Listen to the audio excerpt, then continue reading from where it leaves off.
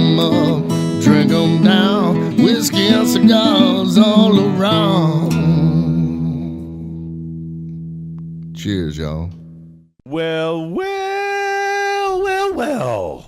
It's kind of a weak this week. I'm a little... I hear your voice is a little bit raspy there. I'm a pony today. Which is funny because usually your well's pretty raspy, but when your voice is raspy, it's a little cleaner. No, see, then if I go raspy, it hurts. So now it makes sense. Well, how's that? There you go. That's good. I appreciate you. I appreciate you having my back there. Welcome, ladies and gentlemen, to this fine radio program, Smokin' and Toastin'. It's all about craft beer, fine spirits, and hand-rolled cigars. This is show in number 116. Who keeps letting us get away with this? I don't know. It keeps happening. We are live at Casa de Monte Cristo, 610 and 59 in Houston. And this is one of the places we love to be. And we love to come here and buy cigars from time to time. And we love to come here and hang with our friend Ken Wen, who set this up for us to be here today. They're always so cool to us here. Our program is brought to you by B&B Butchers and Restaurant at 1814 Washington Ave in Houston and in the shops at Clear Fork in Fort Worth. It is going to be a very special day today. So let me tell you what happened. This is an interesting story. Yes. So we had Jason Poehler, who works with My Father Cigars, booked on the show for today. We're very excited. I met him at the Stogies Wingding. Obviously, you and I are both big fans of My Father, the brand and the cigars. And so we're very excited to have him on. Everything was booked. Everything was rolling along. Well, he called this morning saying that he'd been really, really sick last night, like the kind of sick you don't want to be anywhere near. Come in and be on the show, right? These things happen, I understand. But check this out. He didn't just cancel on us last minute. He called with a backup in place. The backup is his brother, Tom Poehler. And Tom works with a number of different brands, including Tatuaje, and we'll get the whole lowdown on everything that he's involved in coming up here. He's got a lot of experience and background in tobacco. He's going to be a great guest. So I'd say he's a bit of a specialist in boutique brands. I am so excited to be able to talk tobacco with him. So this is great, and I just wanted to point out to those of you who may from time to time be invited to be a guest on a show, and something comes up and you need to cancel. That, my friends, is how you do it. That's how it's supposed to be done. That's a classy act. That's a classy act. Yeah, that's not like canceling once or let's just say twice and leaving people in the lurch. That would not be the way to do it. How's your week going? My week has been great. I just got back from a little trip to Austin, actually, last weekend. Went and saw some live music, enjoyed some great food, hung out with some friends, and actually filed a report. It's going to be a couple of weeks before we feature the report on the show, but filed a special Smokin' and Toastin' on location report while I was there at a wonderful place called the Brewer's Table, which not only they have amazing food, but they brew all their own beer. They had some very unusual specialty beers, so I'm excited to talk to you about that. So can't wait to hear. So who'd you go see? What band? I went to see King's X. Of course. Yes, and it was awesome. They're so good live. King's X and Peace in the Chaos. King's X is such a funny band because when you go see them live, like by now in the industry they're legends, right? But when you go see them live, the audience is so interesting because every musician who's shows up to see King's X. Right. Your general public doesn't always know who they are. Or they may have heard of them or whatever, but every musician in town shows up to see King's X every time. It's amazing. And what made that really interesting at this show, I'm not a big fan of when you go to a concert and the singer turns the mic around to have the audience sing because he doesn't want to hit the high notes or whatever. I always look at it like, hey, I didn't pay for these tickets to hear this the guy jerk next to me beside me sing. I paid to hear you. But at King's X, it was different. First of all, they didn't have to turn... Wait a second. Sometimes I'm the jerk beside you. Yes, that's right. Thanks. No, but at King's X, it was different. First of all, they didn't have to turn the mics around or encourage the crowd to sing along. The crowd was basically the background vocals singing for everything. Every song. It was really quite amazing. So they are a musicians band. Yeah, they definitely are. So, but enough about that. Let's talk tobacco and craft beer and fine spirits. And on today's show, by the way, how would you like to get paid to drink craft beer? I love that idea. Yeah, well, it reminds me of when I was... Ways to monetize your hobby. Yes, it reminds me of when I was in Los Angeles. I went to see an old friend of mine that we used to be in radio together. He used to work at the same station the other day. I was like, man, I haven't seen you in forever. How you doing? He's like, well, apparently not as good as you. You're getting paid to drink whiskey and smoke cigars. This is not the worst job I've had. Yeah. Not the highest paying, but not the worst. I remember when I woke up this morning, I thought, man, I got to go to work today. Yeah. No, I didn't think it like that. I didn't think it like that at all. Said Ian to no one No, ever. no, ever. So anyway, I do have information on how you can get paid to drink craft beer. It's for real, and it involves an app on your phone, and I'll tell you all about it. I love that. Coming up. We're going to sample some really interesting stuff today, in addition to the cigars that Tom has brought, and we'll be getting into those in just a few minutes. The beer-wine hybrid is becoming a bigger and bigger thing. And is that wine? Wine or wee beer? I don't know. But we'll be sampling today Lagunitas Sparkling Swan. It is a beer wine hybrid. So interesting. That should be, and we love Lagunitas. I mean, those guys make great products. So we are almost always pleased with what we sample from those guys from Petaluma, California. Another brewery we're big fans of, Victory Brewing, has their Winter Cheers. Yeah, it's hard to get anything bad released. from them. The American Pale White Ale from the boys in Downingtown, Pennsylvania. And then, talk about three breweries that we are fans of. Founders. So there have been beers from some of these companies that I don't necessarily like on my palate. They aren't your, but they're all high quality beers. But I will tell you that I'm going to go ahead and predict I'm going to like everything we have lined up. So I have a feeling you may. Yeah, I mean, I don't know what a couple of these are going to taste like. Which founders did you bring? This is the Backwoods Bastard. Oh, so this is a bourbon-barrel aged Scotch ale. The Backwoods Bastard is sort of a bastard cousin to the Dirty Bastard. Right. I'm trying to see how many times I can say bastard in one sentence. But I love the Dirty Bastard. Yeah, so this will be interesting. And for spirits today, we'll be trying an Antiqua Porteno 8-year aged rum, a Colombian rum. And I'm pretty sure I went digging around in the bar last night. I was like, I don't think we've tried this. So if we have, I apologize. I don't remember. So it could be a completely different review if we have. Yeah, but, I mean, that's a heck of a problem to have. Sometimes when you're like, hey, you need to bring a whiskey or a spirit this week, I have to look around and go, what have I not brought? Yeah. Well, it's 116 shows. That's 116 different spirits there. We've rated our bars pretty good here. Not including the shows that had spirits where they brought multiple flavors of those spirits. That's right. In fact, we need to do more of those shows. Yeah, absolutely. I think we're talking to you, spirit reps. The premium cigar exemption is still on the table for one more day. Unless something changes. So we'll tell you about that as we update you on the cigar legislation, which we talk about quite a bit on the show. Plus, the UK Cigar Smoker of the Year has been named. We'll tell you who that is. I saw that in the show notes. I think it's awesome that there is a Cigar Smoker of the Year. Yeah. Well, leave it to the UK. Just something that we should do. and in the ongoing trend of hard rock bands releasing spirits of some type, Motorhead, not to be outdone by Metallica and their whiskey, Motorhead is releasing a dark rum.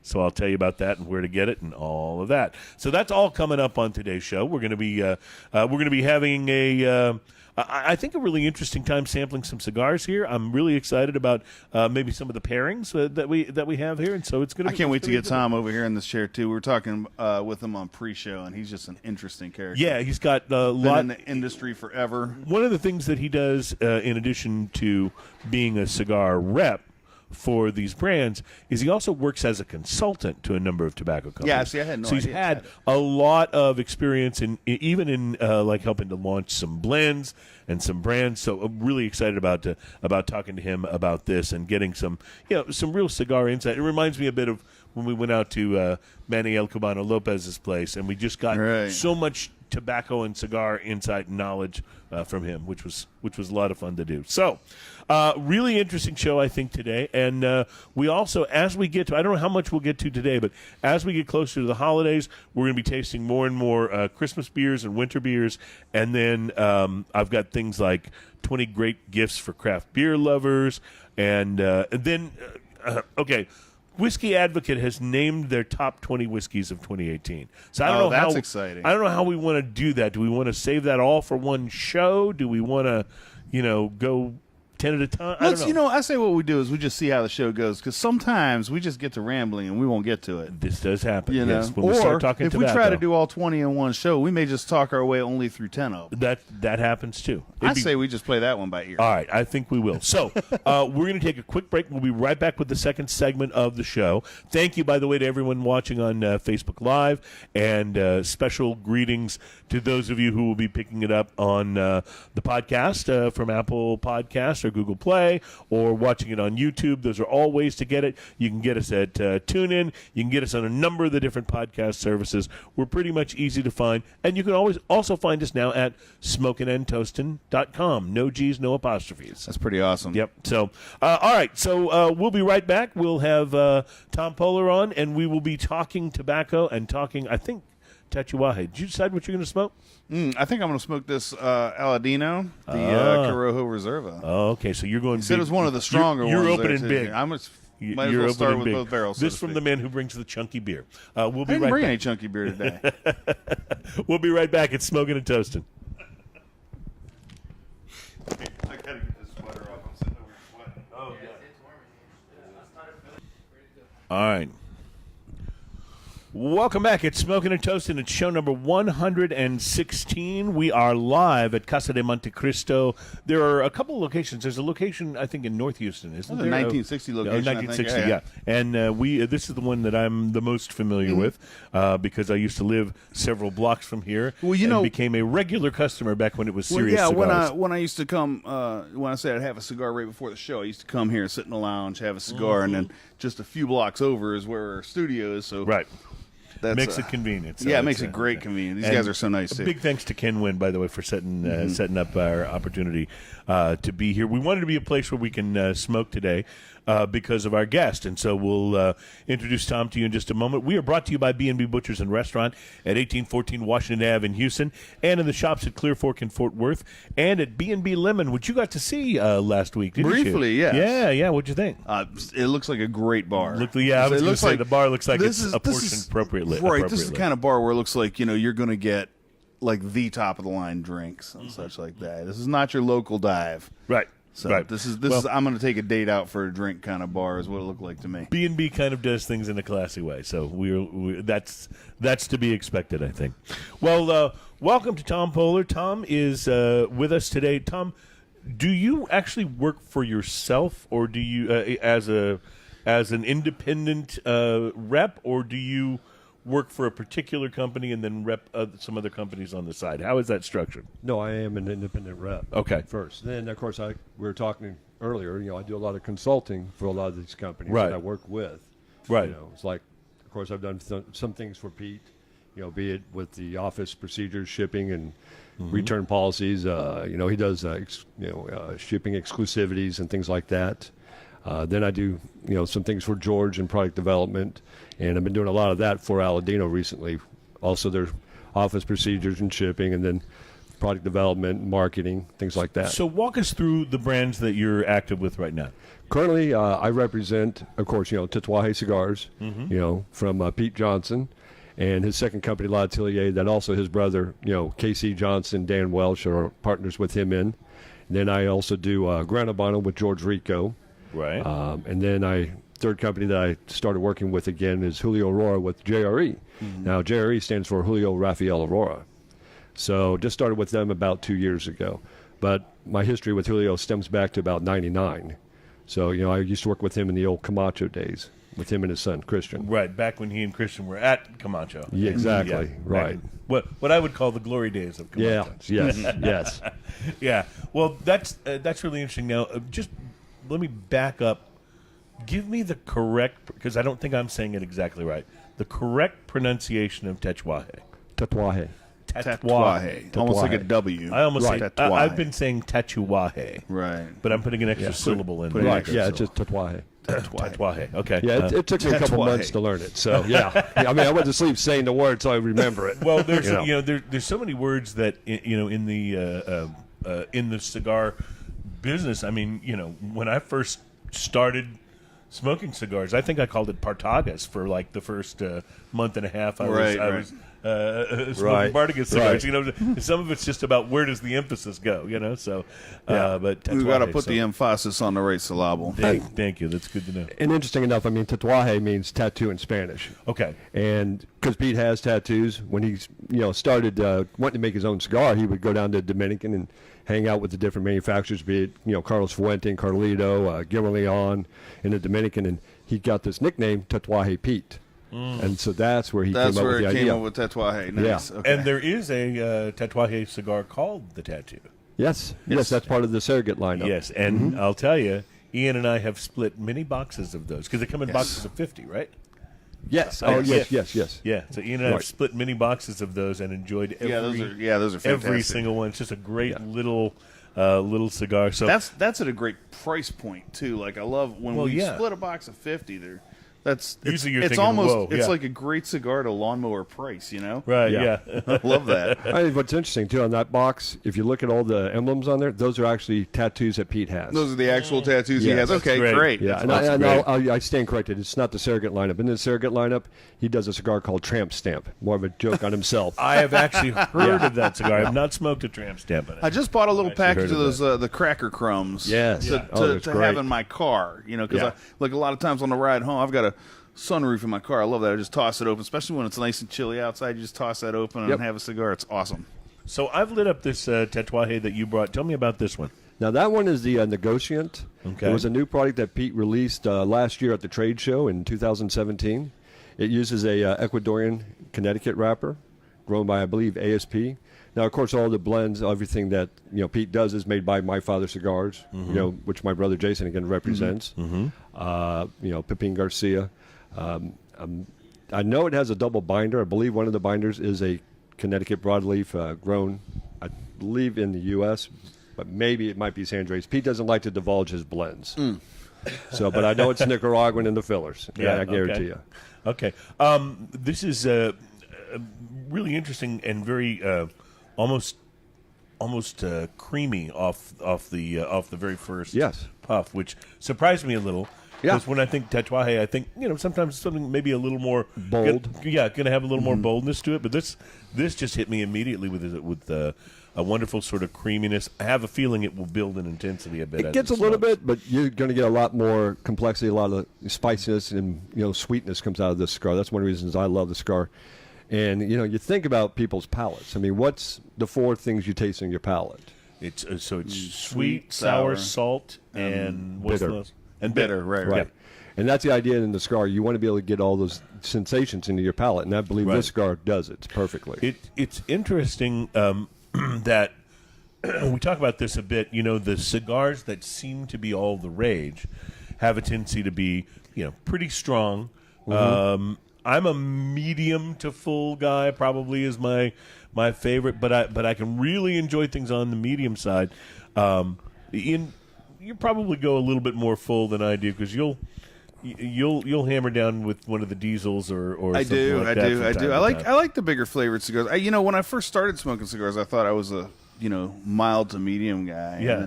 And every once in a while, I'd get adventurous or someone would say, try this, and I'd try something more medium or full.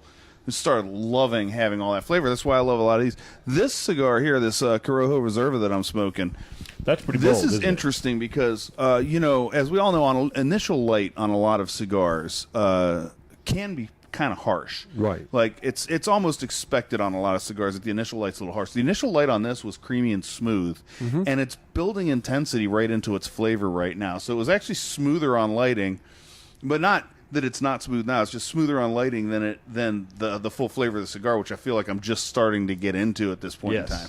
Yeah, that's backwards for most cigars. So it's quite interesting. And that's the Aladin, is that right? Yeah, that's the Aladina Corojo Reserva. You guys said this was going to be a powerhouse, so I picked that one first. Yeah, now that's the one that I was telling you guys earlier that uses all the Corona Corojo leaf, which is the top 4 leaves of the plant. Now, so if I get dizzy and fall out of this they chair, get the most sun, we understand. Yeah, which is why they're strongest. Right. Well, also the objective of the plant is to reproduce. Tobacco is a weed by nature. Right. All right. And so to reproduce, it has to, develop the flower for the seeds. So the objective of the plant is that while it's growing, it's sucking up all the nutrients out of the soil and shoving it straight up the stalk to the flower. Right. So what they'll do at the farm is they'll crop the plant and break off the top where the plant or the flower is, And then as the nutrients come up with it, since it's not the flower, it goes to the top leaves, and then the next leaves, and then the next leaves until it gets to the bottom. So your very top leaves get the most nutrients, as well as what you were just saying there, that it also gets the most sun. Gets the most sun because it's closer to the top of the plant. So. But you have a problem with that leaf. Most people don't like to use it. They use a little of it as a filler because it's very thick. They aren't very big leaves, so you can't do any cigars really over a 6-inch length. But because they're so thick, you have to really age and ferment it a long time. So that particular cigar has a 5-year-old wrapper with 7-year-old filler and binder, but it's all Corona leaf, wrapper, filler, and binder. We were talking about the fuller cigars and how they seem to be all the rage. If you're reading any of the cigar magazines or any of the blogs online, people talk a lot about at least medium to full, and then on to the full as being the things that critically do the best. And yet we continue to read that mild to mediums are the best sellers. Why do you think that is? That mild to medium sells, but everything you read about is about the fuller stuff. Well, the thing is that mild to medium is where most people smoke, but they smoke 4, 5, 6 cigars a day. I myself smoke 6, 7 cigars a day. So yeah, I'm smoking mild to medium. If I smoke a full body, I'll smoke 1 or 2 a day. Right, maybe later in the day or whatever. Yeah, that's probably why I smoke less cigars than. But it's interesting you bring. But it's interesting you bring that up because at the trade show, I was standing there with Justo Aurora, Julio's oldest son, who we're doing this project with, and Pepin Garcia from My Father Cigars, again, who makes Tatuaje, was there in a booth, and he'd been smoking everything and hanging out with Justo, and so he starts talking to me. And of course, Justo told him that the Corojo Reserva was my idea, which was the original Diploma blend. It's basically all it is, but more age. Was probably one of the most talked about of all the. When I came out, it had a cult following. So as we're talking, of course, Pepin's going, man, these cigars are great. However, this Reserva is too strong. You can't smoke 4 or 5 a day. You need to make a milder cigar because that's what the consumer wants. And he keeps going on. And of course, Justo's translating. We're going back and forth. And I'm explaining, well, this cigar had a cult following. That's why we made it. People have been asking for it. So finally, to end the conversation, I looked at Justo. I go, just tell him we don't make cigars we want. We make the cigars that people want. So he told him that, and Pepin looks at me and goes, see. Yeah, you're right. So, kind of ended it there. We were talking about this a bit with craft beer, too, before the show started, is that... Well, that makes sense in marketing. Yeah. I mean, it really does. If you think about it, craft beer companies kind of have the same predicament. The things they become most revered for are... Let's use St. Arnold here in Houston as the example. The Bishop's Barrel and the Divine Reserve, the things that are very limited release, very special, appeal to a much narrower niche of drinkers. Those are the things that kind of make them famous, if you will. But what's on tap everywhere is their amber ale. Right, exactly. Their amber ale or the Art Car IPA or something that is more of a mainstream beer. And to me, I think that. What really makes a great craft beer company, and I think this makes sense with tobacco too, is having the right mix of all balance. Of those things. Yes.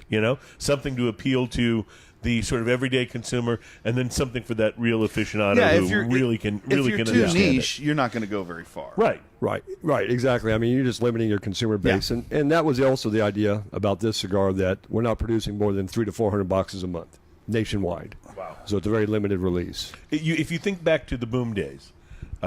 What ruined, for me at least, so many brands was them stepping up their production so they could meet that demand that the boom was creating, and the tobacco just wasn't there. Right. And some of them never recovered. Right. There were brands I used to really enjoy that went downhill and then disappeared. Yeah, well, I mean, during the boom, that's when I got started in '96 with my dad, because at the time my dad was the Fuente rep. And, of course, my dad would always argue with Carlos Sr. because they were best friends. Carlos was like, look, Rick, we're not going to up our production more than 10% a year because we're keeping quality in mind first. And that's why Opus X was so hard to find. Yeah. Well, that and because they weren't shipping anything west of the Mississippi for quite a while because of the lawsuit with Mondavi wine. Right. Back then. Huh.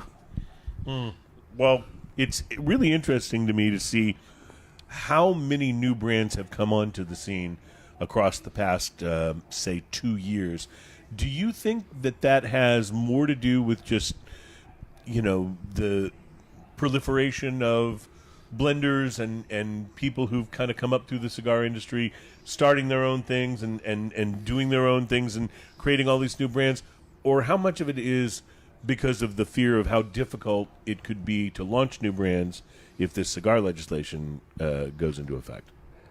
Well, right now, I mean, that is a big concern. I mean, truthfully, FDA has already made it to where if you're not supposed to be releasing anything that isn't either predicated blend or before, I think you can't come out with anything after August 15th of 2016. Right. So anything that's coming out since is supposed to be old blends or reiterations of old blends, like Pete did the Habaro at the trade show this year, which was a blend he had from, I think, 2003 or 2004. So, yeah, he could come out with that. But all these other guys want to get in it. Truth be known, if they're starting with a nobody factory, they're not going to be around long. Well, But if you start with an older factory, say like Julio Aurora, he's been in business since 1989. right. So all our stuff has been predicated and already been approved by the FDA. So let's talk about this legislation a bit, because there has been quite a bit of controversy. We waded into a bit of it, not necessarily on purpose, but because we took a pretty firm stand about the letter that Altria released, the cigarette company that owns Right. Nat Sherman, and basically the position we took was that letter was ridiculous. The people that were working on the issue from inside the cigar industry were looking to get premium cigars exempted from this regulation. We understand why the regulation, is what it's really about. Is it's aimed at stopping younger people Yes. from getting their hands on cigars and smoking, and that's never been about premium cigars. And yet the restrictions in the legislation on premium cigars in this bill is pretty onerous, particularly for launching new brands and doing some of those things. And we kind of took a stand saying the letter was ridiculous, and we had some people, some dear friends of ours from the industry that kind of, said, hey, guys, you got to look at what it really says. They're really saying, yeah, but you should do it this way. And our position kind of remained the same, as like, since when has it been a good idea to go, we'll trust the government to get it right? Yeah, they'll do it. Right. No, Just put it in their hands. But are you talking about the most recent one about the flavors? Well, The one not so much that, although that's an issue as well. But just talking about all of the labeling, how difficult it is to launch new brands, Yes. because premium cigars are being included in some of the same kind of restrictions and legislations as the machine mades and the the little blunts and things like that Right. that are much more popular with younger people. Well, right now, I mean, if you look at really where the FDA's focus is more about the flavors. Okay, as far as premium cigars, I can never remember the guy's name who's head of the FDA right now. I want to say Gottlieb, but it's Gottlieb, yes, is that Gottlieb. right? Yeah. He's a cigar smoker.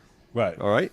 But after all the different research that FDA's put out about flavors, that's mainly their focus, because they're looking at what's going on with the vapes right now. And their latest research has come out that you look at the youth, and in high schools, they're saying that the vapes and flavors are up 72%.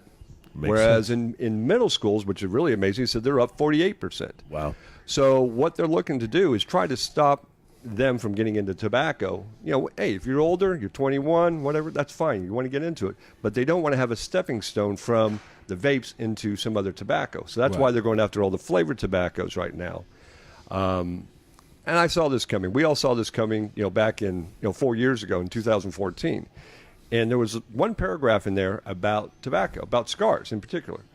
And I've been telling everybody this. I said, if you read, there's one line on there that states, if your product uses anything to enhance its flavoring other than tobacco and water, it's subject to the same rulings as flavored cigarettes, meaning it'll be outlawed. Right. Now, they didn't specify what is a cigar, what isn't a cigar. Right. It just said if your product uses anything other than tobacco or water. Right.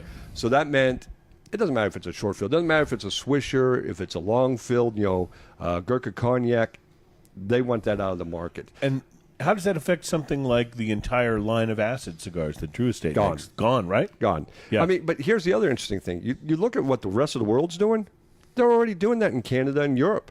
You're not seeing flavored cigars over there. Right. In those places. So we're kind of following what the rest of the world's doing. Should we? I don't necessarily agree. I think we should, hey, if you have a long-filled flavored cigar and it's marketed strictly through tobacconists, I say leave it alone. Yeah. 'Cause, Well, you don't see a whole lot of 15-year-olds walking around with hand-rolled cigars. Yeah. You know, I don't remember the last time I walked up to a convenience store door with a 15-year-old going, "Hey, man, buy me a thing of cigars, please." Oh, Yeah. really? Right. I mean, who's going to affect most is going to be the drug stores, the convenience stores, the gas stations with your Swishers, your Black and Mild, your John T's, your Phillies blunts. I mean, we know what that's used for, guys. Right. So, Exactly. Yeah. I mean, that's really what they're Not the focusing on. watermelon flavored ones. Yeah. Those included. Not those at all. Except mint. And what's noted. crazy is that as all the pressure is coming down to regulate and get rid of those, pot's becoming legal in virtually every state in the country. Oh, so, the hypocrisy, yes. Yeah. So that's Amazing. That is amazing. One hand doesn't know what the other hand's doing, or maybe, well, I don't know. Again, that's why you can't leave it to government. Well, earlier you mentioned Altria, right? And, Right. and then their letter they put out, you also, did you notice that they said they were not getting rid of their menthol cigarettes?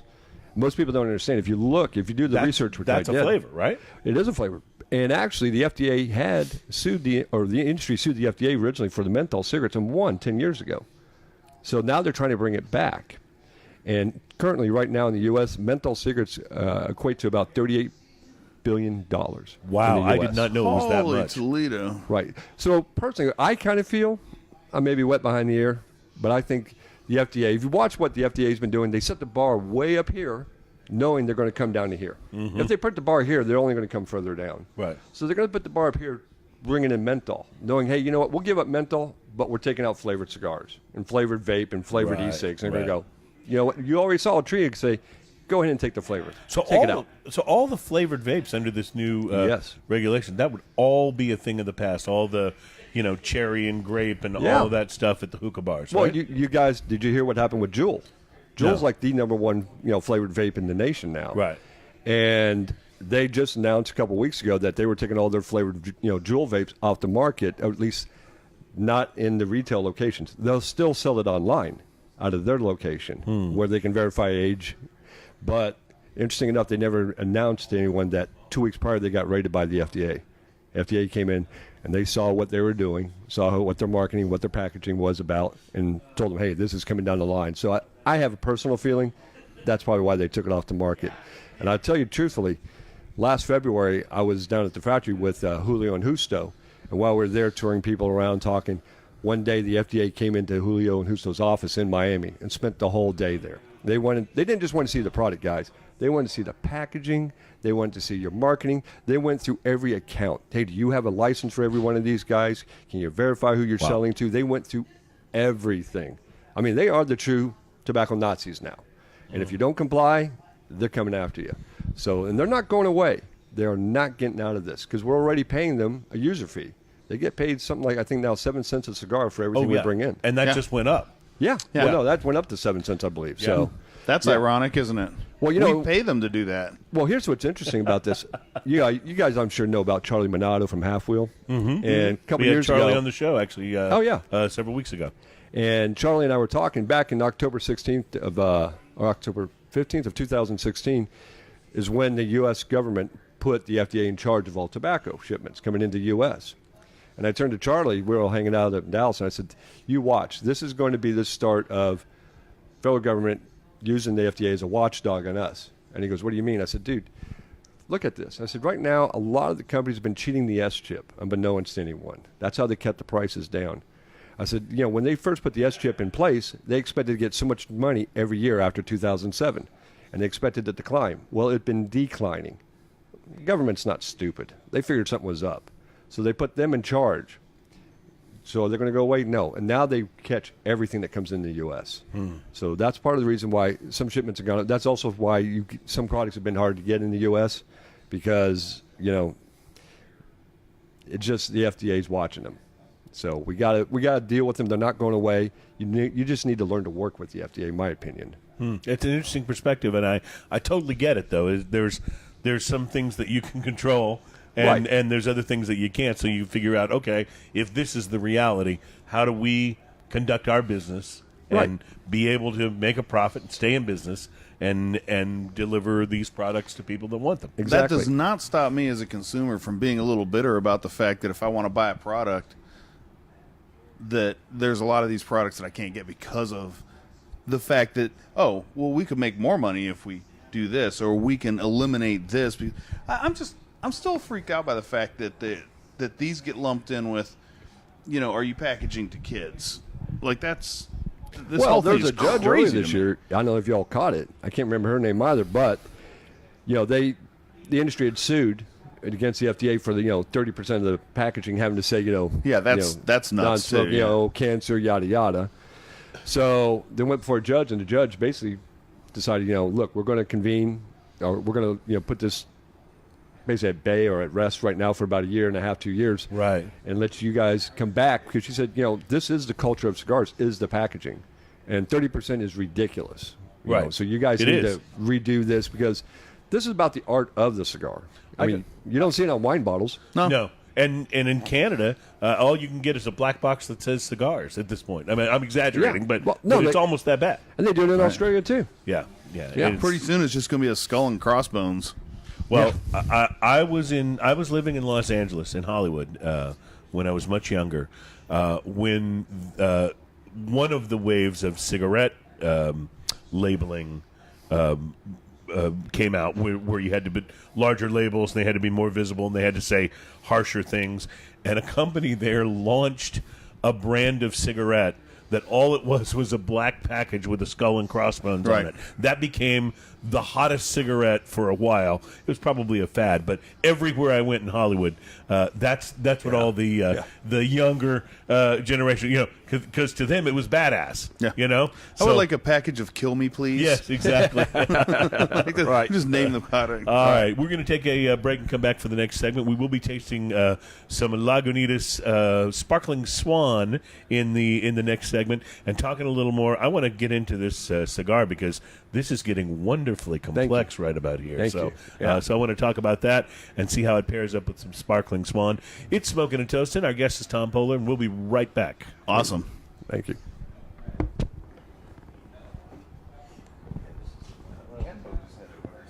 Was that him that came See if I can find him, pull him on the show a little bit. Yes.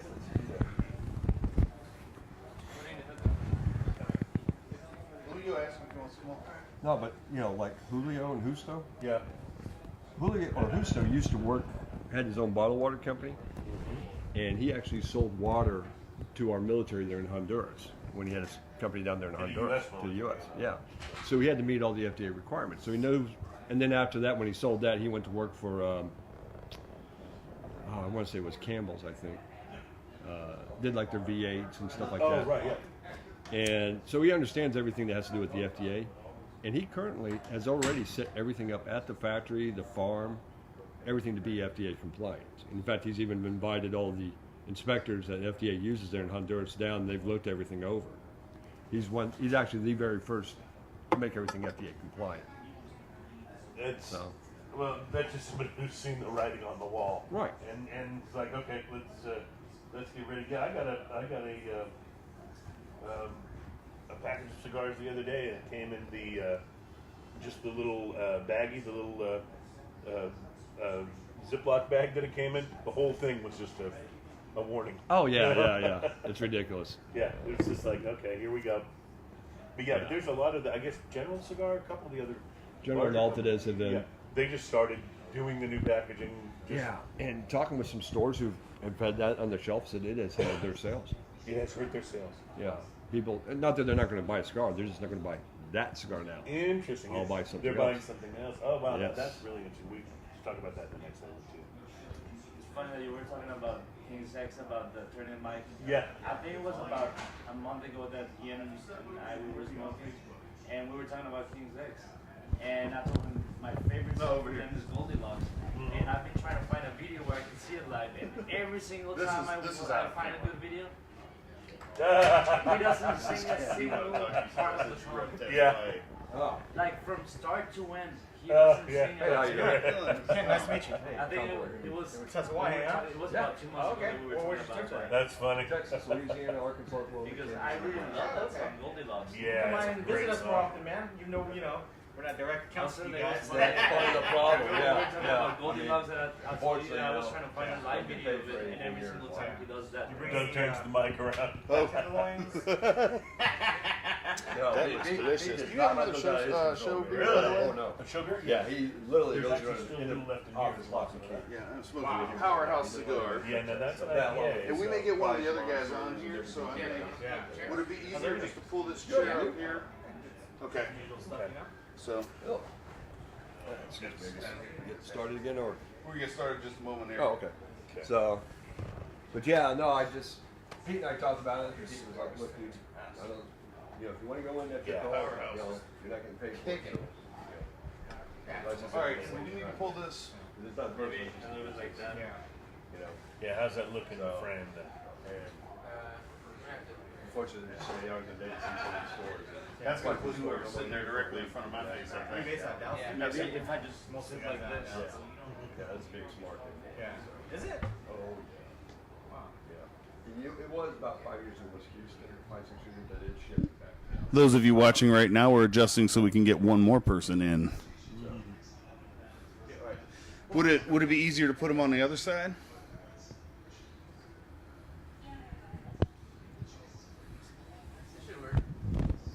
Awesome. So as long as he sits back here, we'll be fine. Yeah.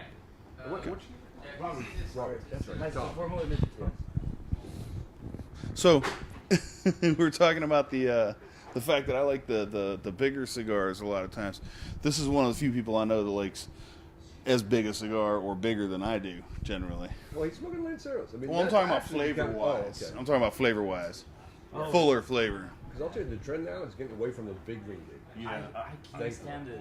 Oh, I love big green To me, 44 to 50 is perfect. That's what I smoke. That's- Yeah. And That's even what I when like it's the a best. box press, I'll go to 52, 54. Right. Box Right, press, yeah. but on a regular. Oh, do you need another mic? It's crazy how, and I feel like a lot of that is with the people that don't do it because of the passion for the leaf that they just want. They just want a longer smoke And then, and I feel like and value. people that are more like, oh, this is what men do, you know, like, Yeah. like they're just like they think they look. Yeah. It looks more manly to have A the man big fat should cigar. smoke a 60 Right. ring gauge, you know what I mean? Yeah. Rather than Sometimes- finding the flavor like the word, the Sometimes wrapper they're- is what carries most of the. Yeah, right. Sometimes the Lanceros can be a nice long smoke. Oh, let me tell you, know? you guys, I mean, I'm sure Robert smoked many, but have you ever had the Aladino, Lancero, and the Maduro and the Natural? Oh, I've Yes. had both. Yes. Oh, There was Yes. Is that the one that Jorge has over there? Is the Aladino? Uh-huh. yeah, well, he's pretty much out. I think he's got one Lancero or something. I don't know if it's Natural Maduro he has left, but like we're talking over at, Lone Star Tobacco, they've got everything. Ben and Forbes, good friends of mine, Yeah. and they carry it all, but what's interesting, when they do their Lanceros, there's only one team that rolls the Lanceros the way Julio wants it done. And when they roll it, normally when you roll a cigar, when you're doing the filler, they do a technique called frog leg. And that's where they peel out the bottom 2/3 of the stem. So they leave the top third in. And that's why when you smoke Lanceros, you usually get those stems, they're kind of plugged, they don't burn right. Well, on Julio's, they de-stem the whole filler, and if it even has a thick vein, to pull the veins out. So you're just smoking leaf. And then every cigar is draw tested. That's why, I have a friend of mine up in Dallas, his name's Ethan. We're gonna have to have this conversation again. Yeah, Because definitely. he's smoked about 700. We're gonna see who's gonna Every wanna one of sit them's been in on the perfect. because All right, yeah, let's try to get moving on this next I've never segment quickly. been- We've been taking too long. they into Rocky Patel cigars, but that super ligero they used to have that is Yes. discontinued now is one of my. We smoked one actually the other night. It was. It's they still have it. It's just available mail order only now. You can get it through Whatever you find available in the market, that's what's left. if, in the if stores. it's at stores, yes. But they usually sell it online because we actually covered that story a while back. That was becoming a online only. So Well, Which that's is going to change since they're going to start taxing the internet next month. yeah, I know. Buy your cigars now. If Well, you're buying what online. they're doing, is actually really smart. Husto explained it all to me. He said what the federal government's doing is if your business does over $100,000 worth of business in a state, you're required to pay the state tax. Okay. Well, there's a national tax that we have to pay, and of course the feds paid out to the states. So if you do under 100,000, then you don't have to pay that state tax. So like if you and I were selling something on eBay, Right. we're not having to pay We that don't, tax. Okay, well now they're So- kind of Mic check, mic check. I love But what's cool cigars. about it is Hello. Okay. Actually, we know that fairly shortly will be next. After that, they're just going to say, you know what, no more shipping tobacco over state lines. So those products you're looking for, you're going to see back in the stores. Yeah. You know, is what's going to happen. And that'll be the end of a lot of online tobacco, unless you're buying from. Well, yeah, somebody you in can the still state. have Still stuff buy- shipped yeah. within the state. Right. You can't buy over the state line. We're gonna have to make a whole extra sideshow out of the in between. Although like CI, for example, is opening in Texas, so they'll be able to. Yes. They'll be able to ship in Texas. Well, for that's example, their from plan. Texas. That's why they're ramping up all these stores. Their plan is Right. to open 40, 41 stores. I talked to the guy, Joe, up in Dallas, who builds their stores. They just broke ground last month on their Fort Worth store. The third store is supposed to be here out, in Houston, I guess, outside Lake City, Bella's. But because they're ramping up, trying to get these states covered, they're going to Florida next. Then coming back to Texas. I believe they're going to go to Arizona. They're trying to locate the states where they do the most mail order business. Exactly. And get stuff in there. Yeah. Right. Well, it's going to be interesting. Let me know when you're ready, Adam. One of these was coming in real static. I think it was. Okay. I don't know if it was the cable or the mic, but I'm changing. Okay. Apologies, Facebook Live, for the delay. Right. Yes. So the guys from Casa de Monte Cristo may show up in a little bit or may not. Ken he's got places to be today, so he's letting us host here. But the other guys are being a little shy, so we may just have my friend Robert here, who I smoke cigars with. His claim to fame is he smokes cigars with me. And ain't nothing wrong with that. Ain't nothing wrong with that. No, Also, Although- an incredibly interesting character Although in his own right. I thought I was your cigar smoking buddy. Yeah, but you're my medium cigar smoking buddy. He's my full flavor cigar smoking Okay. buddy. Yeah, and I like those smaller ring and gauges. now here's my question to you guys. How long have y'all been smoking? Cigars? Yes. I started in the Steadily 90s. for since about 2005. Yeah, I Okay. started in the 90s. 90s. During the boom time? Yeah. I quit smoking cigarettes in 2004, and never really looked back. And then a friend of mine was into cigars, so I'd buy one here and there. One of my favorite early ones was the Fuente Hemingway. Yeah, the little short story. Yeah, it's great. You know, for a beginner smoker, that's a great cigar, great size, and a mild cigar. And it really got me into starting to separate the flavors. How about you, Art? I started, I want to say about almost 10 years ago. Okay. Yeah, I would say 10 years ago. When I really picked up the passion for it was Still having trouble? about 7 years ago. I had a boss that he used to have a store in Dallas. Back in that day, I used to work for a marketing company. I'm in a very different business now, but so he used to come and he got me into cigars, and that's where all the rest is history. Plus, cool. I thought we're gonna swap mics on you. Again, apologies to Facebook Live. Paul.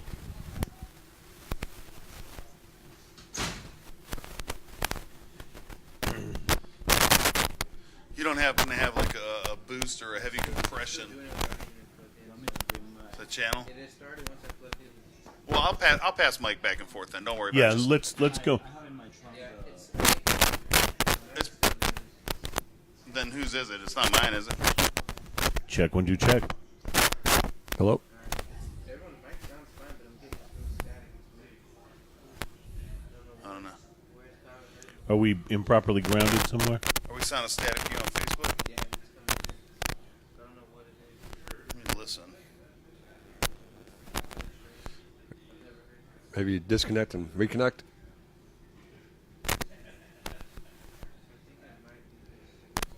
Could it just be your headphones? No, it's coming through on Facebook. I'm not getting any sound on Facebook. Check it at 1 2. Check it at 1 2. That'll take a moment, but check 1 2. Check 1 2. Technical difficulties on smoking and toasting. Oh, there it is. It's coming through. Yeah, we do have some crackling going on. Up. Hold on. Is it? Yeah, it sounds like. Am I crackling? Is it mine? Okay. I think it's While he's doing that, Adam, is that your crackling go away? All right, let me try mine. stop now. I think it was. Okay, so Okay. let's swap cables and mics just to make sure. That way we don't have to mess with it. Was it doing that during the last segment or just during this break? Whenever I Okay. started messing with the mic. All right. This is a cigar. It's wonderful. Oh, thank Boy, you, I'm guys. loving this too. All right, so you should be able to pop So which me one are you and- smoking, and Robert? The Aladino. Just a regular? Yeah, the Corojo. Yeah. I love this. Thanks. I love the saltiness, like the buttery saltiness from it. I am. Yes, I am. Yeah. Some of us have to compensate with things that are longer, you know. Thank you. Yeah, I know. It's very Check, balanced. 1, 2. Okay, so it was Cable. All right. All right, so let's go ahead and set him up one, and he can pitch in a little bit if that's All right. cool Here with we go. everybody. Yep. If we just do Let's get it started. Yeah. Go ahead, I'd say Our go ahead beer's and start. getting Let him, low. All right. let him All set right. it up as we go. Here we go. Segment number 3. 3, 2, 1. Welcome back. It's Smoking and Toast, and it's show number 116. We are live at Casa de Monte Cristo in Houston. We're at the location that's at 610 and 59.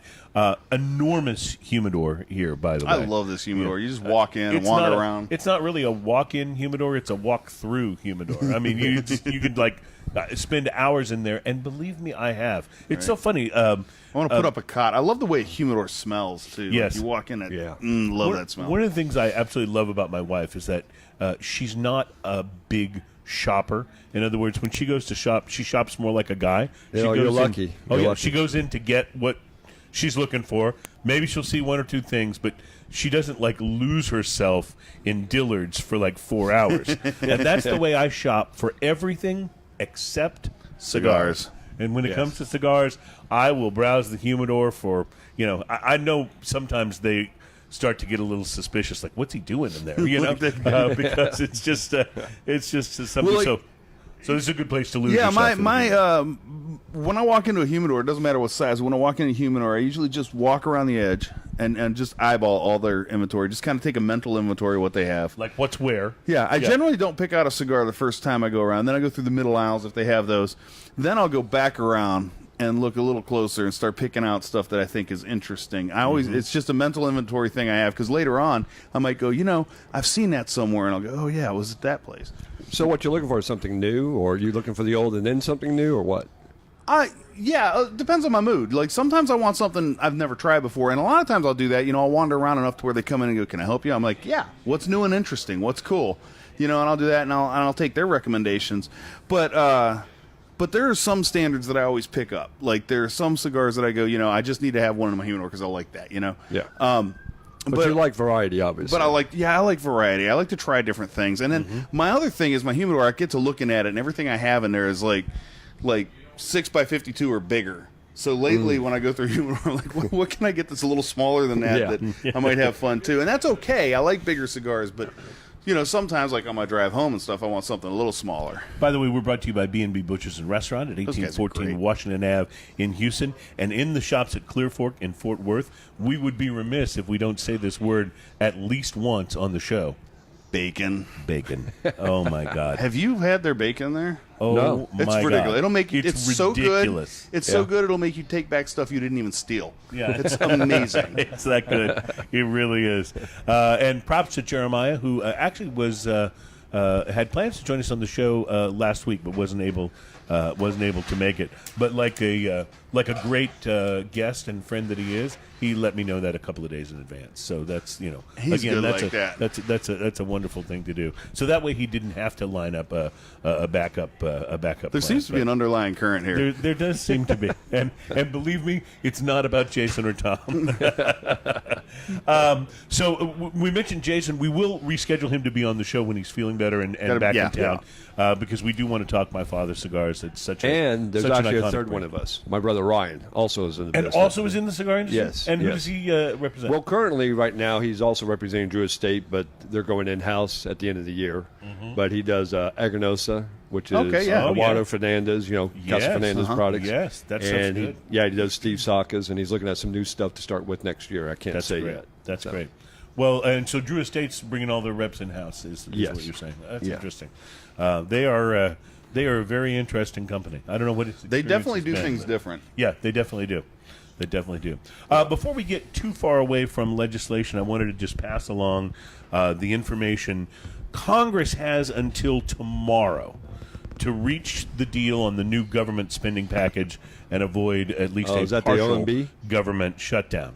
And among the things that are being debated, probably as we speak, as they try to divide the $313 billion in available funds, is a rider that would block the FDA from using its budget to regulate, and I'm quoting exactly here, traditional, large, and premium cigars. So this is the exemption that we've been talking about. It's what we on the show have been in favor of all along. We'll know, by the time we do the next show, we'll know what happened. So we've got our fingers crossed today. If you're a cigar smoker, this is a pretty big deal. It's got some major backing, and so we'll see. We'll see how it goes. I hate just leaving things in the hands of the government, but hopefully in this case the government will do the right thing. And not giving them money. Yeah, that's right.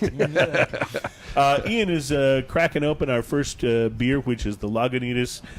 This is the Sparkling Swan is the name of it. It's a beer-wine hybrid. And beer-wine hybrids are actually becoming more and more of a thing. And I don't know. Yeah. I'll try to load that one. That sounds interesting. They're becoming more and more of a thing as, craft beer companies look to, expand and diversify and try new things. And Lagunitas has been they've not at all been afraid to try new things, which is one of the things I love about them. They've got their standbys, that Lagunitas IPA, which you can find in a lot of places where you can't find other IPAs. It's almost a go-to it's at rather a restaurant. ubiquitous. Yes, it is. I love that word, by the way. It's a rather a go-to. So this smells fantastic. it really does. And I've heard this described as being a great craft beer for people who are more into wine or champagne, but are interested in getting a little bit of maltiness along with what they. This is so different. Do. Yeah, this is so very different. The sparkliness, it's almost a little too sparkly, but I think it's right for this particular.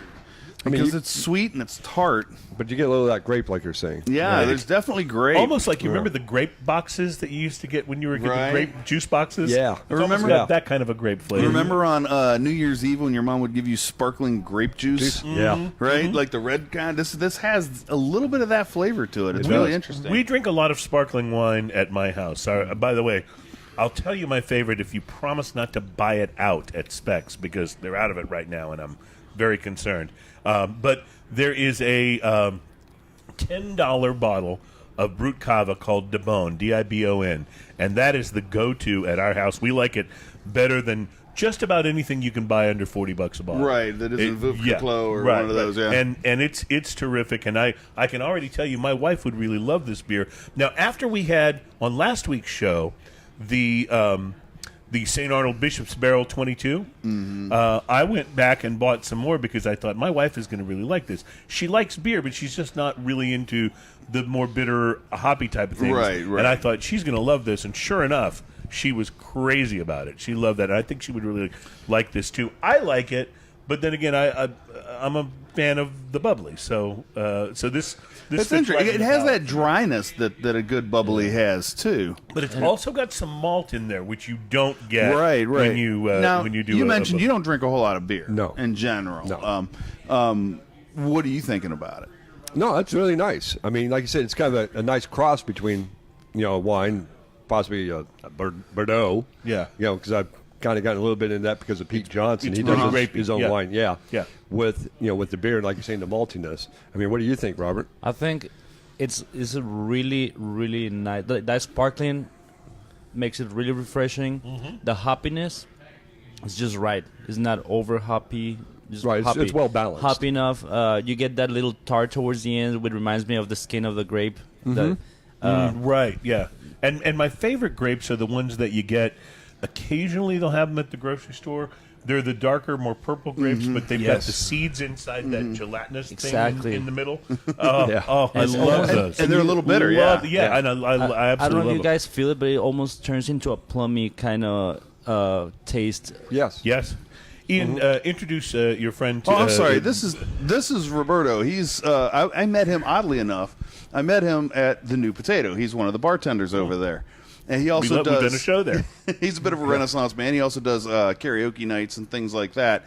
But just in going over there and chatting, and I go up there and smoke a cigar, and we get to talking. And my favorite thing is to go up there, and I know it's not good for him, but I go up there on a night where he's really not busy, and we'll just sit out there and talk cigars for a few hours out there, 1 or 2 cigars for the evening. We've gotten to the point where we start swapping cigars and stuff. So and good rock. And I told him, I said, at some point in time we're on location. Come check it out, man. Come hang out and see what's going on because I figure he'd really enjoy it. So that's why he's here. He's also a great personality. So don't speak too eloquently because I don't want you to take my job. Yeah, Ian, I think there's a phone call for you in the other room. Robert, that was my chair. So, when he moves over throne. into this chair, you'll know. We love the new potato. Not only is it one of Ian's hangs, but we did a really fun show there where we invited the people from Lone Pint Brewing to come and bring beers, and there were two things that I loved about it. Not love might be the wrong word. Two things I found really interesting. The first is that, as far as I'm concerned, and I'm a fan of IPAs, I believe that Lone Pint makes the best IPA in America. Yellow Rose for me is my outstanding. always. Oh, it's so good. So they show up, and they didn't bring it. Like he brought a whole bunch of other things. So we actually named that week's show "Best IPA Ever," and they didn't bring it. So that was interesting. But the other thing that I loved is he brought a beer. He brought like 4 growlers. Right. Yeah. So we didn't know what they were until he told us. Yeah. And then one of them, let me set this up for you if you don't mind. One of them he gives to us, and he's like, "What do you think of this?" And I take a sip, and I'm like, I don't want to be crass in front of him. I'm like, he's a guest on the show. It's not very interesting. It's not, all these things are going on in my head. And I'm like, well, I'm not really sure. And he goes, yeah, that's a bad beer. We didn't like this one very much. Almost like he was testing us to see if we would go, oh, it's delicious. It's See if wonderful. these guys know what they're doing. You would think. But he did bring some other beers. He was fun. He was very personable. And by the way, you can find the Jabberwock now. It's out. We've reviewed it on the show. Yeah. And when you can find it, get it. It's a slightly bigger IPA, but if you like the doubles or things that go a little further. I like the Yellow Rose, but I want to say if I was going to pick 2 favorite IPAs, Yellow Rose would be number 3, and I would put Dogfish Head 90 Minute. Oh man, like ones that you can get all the time because their 120 Minute is my absolute favorite. But Dogfish Head 90 Minute and Bell's Two Hearted Ale. Those are my absolute favorite IPAs. The Bell's is so good. I think Yellow Rose would be my number 1.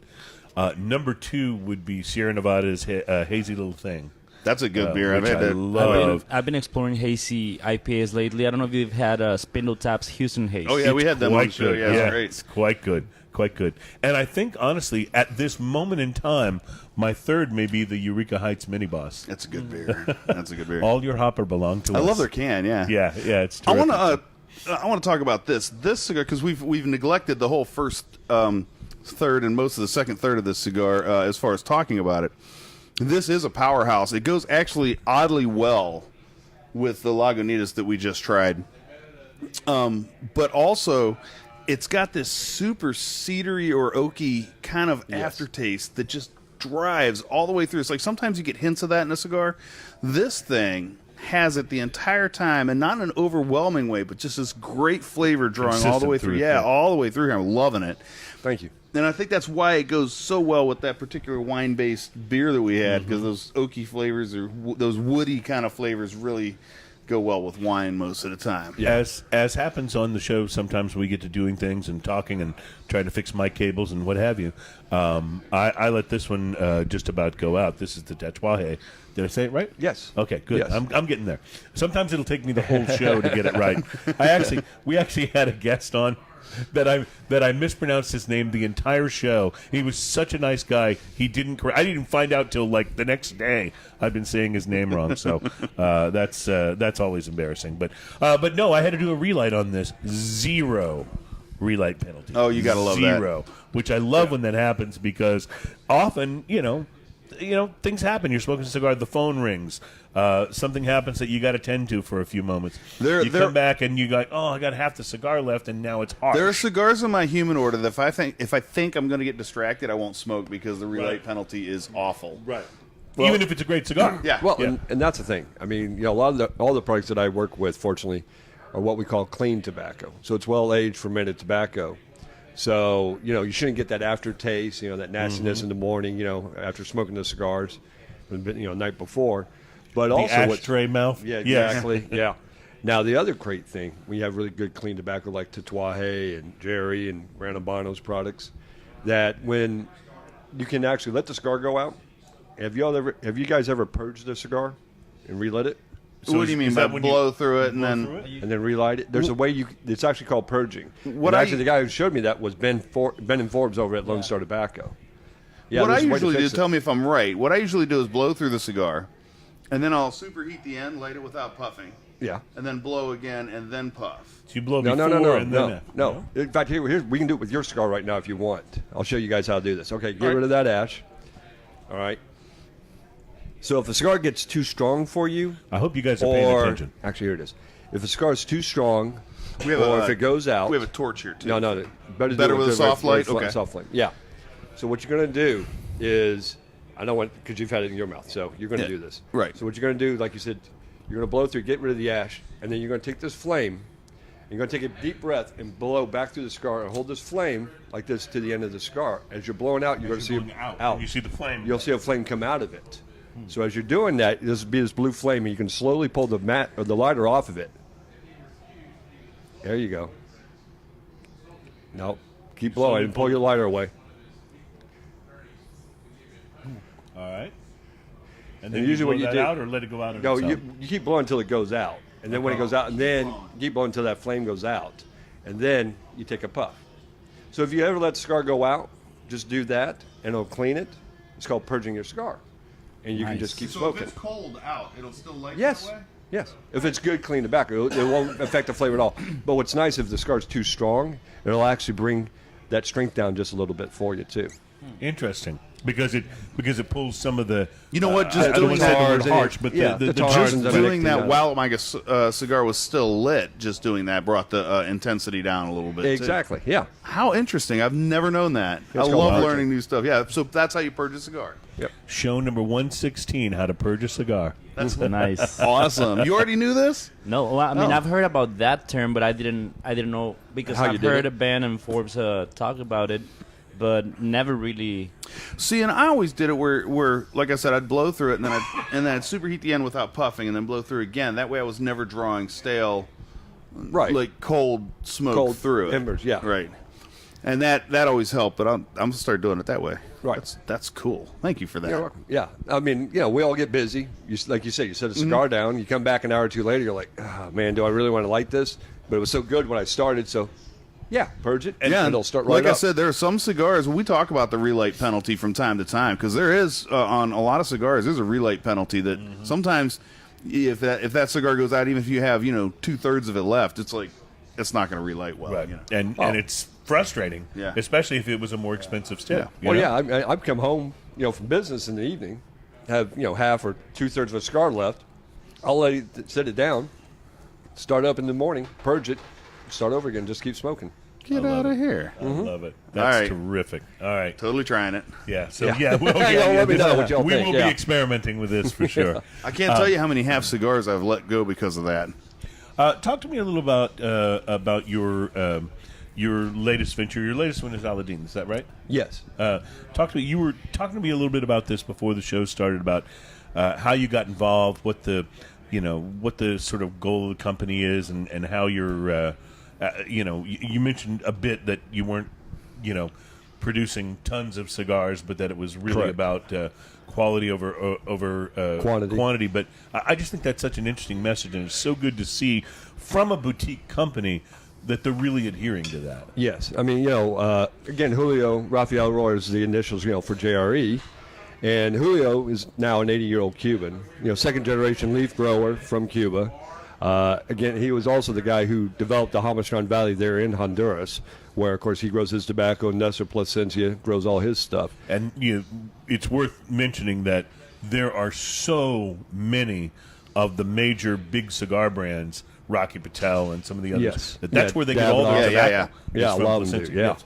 And when I sat with Julio last year in February, when I went down to the factory to meet with him, and again, to back up, to clarify, I worked with Julio with Camacho since '99, and when I sat with him, I said, I asked him, I said, where do you guys want to take this company? And Julio looked at me and goes, what do you mean? I said, well, do you want this company doing 20, 22 million cigars a year, like we used to do with Camacho? And he looked at me and shook his head. He's like, "Oh God, never again." He goes, "That was a nightmare. The logistics, keeping people employed, keeping the quality." He said, "I never want to do that again." He said, "However, what I want to do is I want to do 3 to 3.5, 4 million for our products, and then $1.5 million for other people." He said, "Because what I want to be remembered, my legacy is the best cigar manufacturer in the world. Before any cigar manufacturers out there, before a Fuente or a Padron or anyone else," he said, "when you think cigars, I want them to think me." And I said, "So what you're talking about is quality, not quantity." And he goes, "Exactly." Wow. I said, "So that means we're going to make perfect cigars." He goes, "Exactly." He goes, "I'm training everybody the way I want them to roll, which is the old Cuban style." He's really zeroed in on perfection. What is it about the old Cuban style of rolling that makes it better? Well, there's different styles. You have like booking. You have the entubar, which is rolling this tobacco in a tube. He does kind of this odd way that it's like a book with an entubar. It's really unique when you watch the rollers and they're putting the fillers together in their hand, and they put them in the Lieberman. If they take it out of their hand and they open up their hand, the whole thing comes undone again. Right. It's really, really wild to watch how they do this. Like a spring, you've got to hold it under compression, right? Exactly, yeah. So the way he rolls it, you can't get a plug, Right. So he's doing it this way. I mean, in fact, it was interesting because the guy who noticed it last February was Charlie Minato from Half Wheel. He was down there with us. And love to have you guys, if you ever want to come down, let us know. Love to. Try to get you down there. Absolutely. But Charlie was there and noticed this technique, and he went to Julio and goes, "Julio, what is that technique of rolling?" He goes, "That's the traditional Cuban way." It's an old Cuban guy. And he goes, No. He goes, "That entubar booking." He goes, "Charlie, that is the Cuban tradition. That's all I know. We rolled tradition." And he goes, "Okay," kind of like that. So he goes, Charlie looks at me and goes, "Dude, I've only seen this rolled in 2 other factories, and I've been to 40-something factories." And I was like, "Well, that's cool to know. I never noticed it." Yeah. Well, and you can tell when a cigar is really well constructed. I mean, if you look at that. That's after a relight. That is a near perfect burn. You just can't get much better than that. Oh yeah. And Ian, yours looks the same way. Yeah. And I tended mine once, but that's because I set it down and left it and almost went out. Yeah. And I got it to fire back up, and I barely tended it. It was beautiful. This is the draw on this cigar is actually really outstanding as well, because like some cigars are effortless, and effortless is not necessarily the best. Effortless a lot of times means, okay, this cigar is probably going to smoke fast and a little hot, and it's underfilled. Right. Yes. But then again, you get some that draw real hard. I always start, left to my own devices, I almost always start with a punch. Mm-hmm. And if it's a little hard to draw, then I'll clip it after that. And if it's a little hard to draw after that, it usually leaves me with, maybe this cigar is not going to draw well. This cigar has been just a little bit of resistance on the draw, which is about perfect. It's been that way the entire time. Oh, yeah. It's interesting, too. You say that at the show when Pepin was over there with Houston, we're all talking. Pepin looked at Houston after he'd smoked the cigars and goes, "Wow, these are great." He goes, "You must have Nicaraguan rollers." And Houston laughed and goes, "No, these are rollers in Honduras. My dad trained." He's like, "Really?" He goes, "Yeah." And year before, when we were at the trade show, my friend Ethan had given Pete Johnson one of their Lanceros we were talking about earlier, in the regular Aladino that, Robert's smoking. And we're all hanging out at the bar one night, and Pete hadn't smoked it yet because it was still fairly new to the market. So Ethan hands one to Pete because Pete had handed him something special. Uh-huh. Pete looked at it and goes, "Yeah, that's okay." And he started to hand it back, and Ethan's like, "Why?" He goes, "Oh, it's plugged." He goes, "Oh, it's not." He goes, "Well, it's rolled too tight." He goes, "Trust me, it'll draw." So Pete lit it and goes, "Holy crap." Now, I'd like to go back because we were talking about this a little bit between segments, but talk about what's different about how they roll the Lanceros there, because that was very interesting. Yeah, now the way Julio does his Lanceros, he only has one team. It means a pair that roll the Lancero, because they're like I said, they're all trained by him, and these guys are trained specifically just for the Lancero. So when they roll the Lancero, they not only destem, do the filler leaf, they destem the whole or filler leaf. Normally when guys do their filler leaf, they do a frog leg, which is another technique where they peel out the bottom 2/3 of the stem, and they leave the top third in. Well, when you're doing a Lancero, have any stem in there, it's not good. It's significant because you're talking about 38 to 40 ring gauge. So he destems the whole thing, and then he also has them peel out any of the thick veins. So all you're getting is actual wrapper. I mean, leaf. I shouldn't say wrapper, but just the leaf of it. And every cigar is draw tested to make sure they're perfect. And my buddy Ethan, again, this guy smoked over 700 Lanceros from him, and he said, "I haven't had one problem with any of those cigars." That's outstanding. Yeah, that's great. I gotta love. I love the quality over quantity, because there's been a few cigar companies that I've lost trust in it because of that. Because I think they got too big too fast. They're trying to catch up with production. The quality goes down, and the next thing you know, my cigars are kind of coming apart. They still taste okay, but the cigars are coming apart, and it gets frustrating, you know? We talked about that with Camacho after it was acquired. Yeah, as soon as they the labels went through changed. a real tough period of time. Now, I will say they are definitely on the road back because the last couple of Camachos I've had have been quite good, and they smoked, evenly, and I didn't have construction issues, but there was a while I gave up on them completely. Gurkhas were the same way. Yes. Yeah. And those are getting better, too. Yeah. I mean, we've had, what was that little Gurkha that we had that baby the commissioner gave us? Oh, my God, that was a great cigar. That was the... It was a signature of some signature sort, reserve something. Part of the reserve line. Yeah, fantastic cigar, great flavor, and for a little bitty guy, it was just a real good smoke.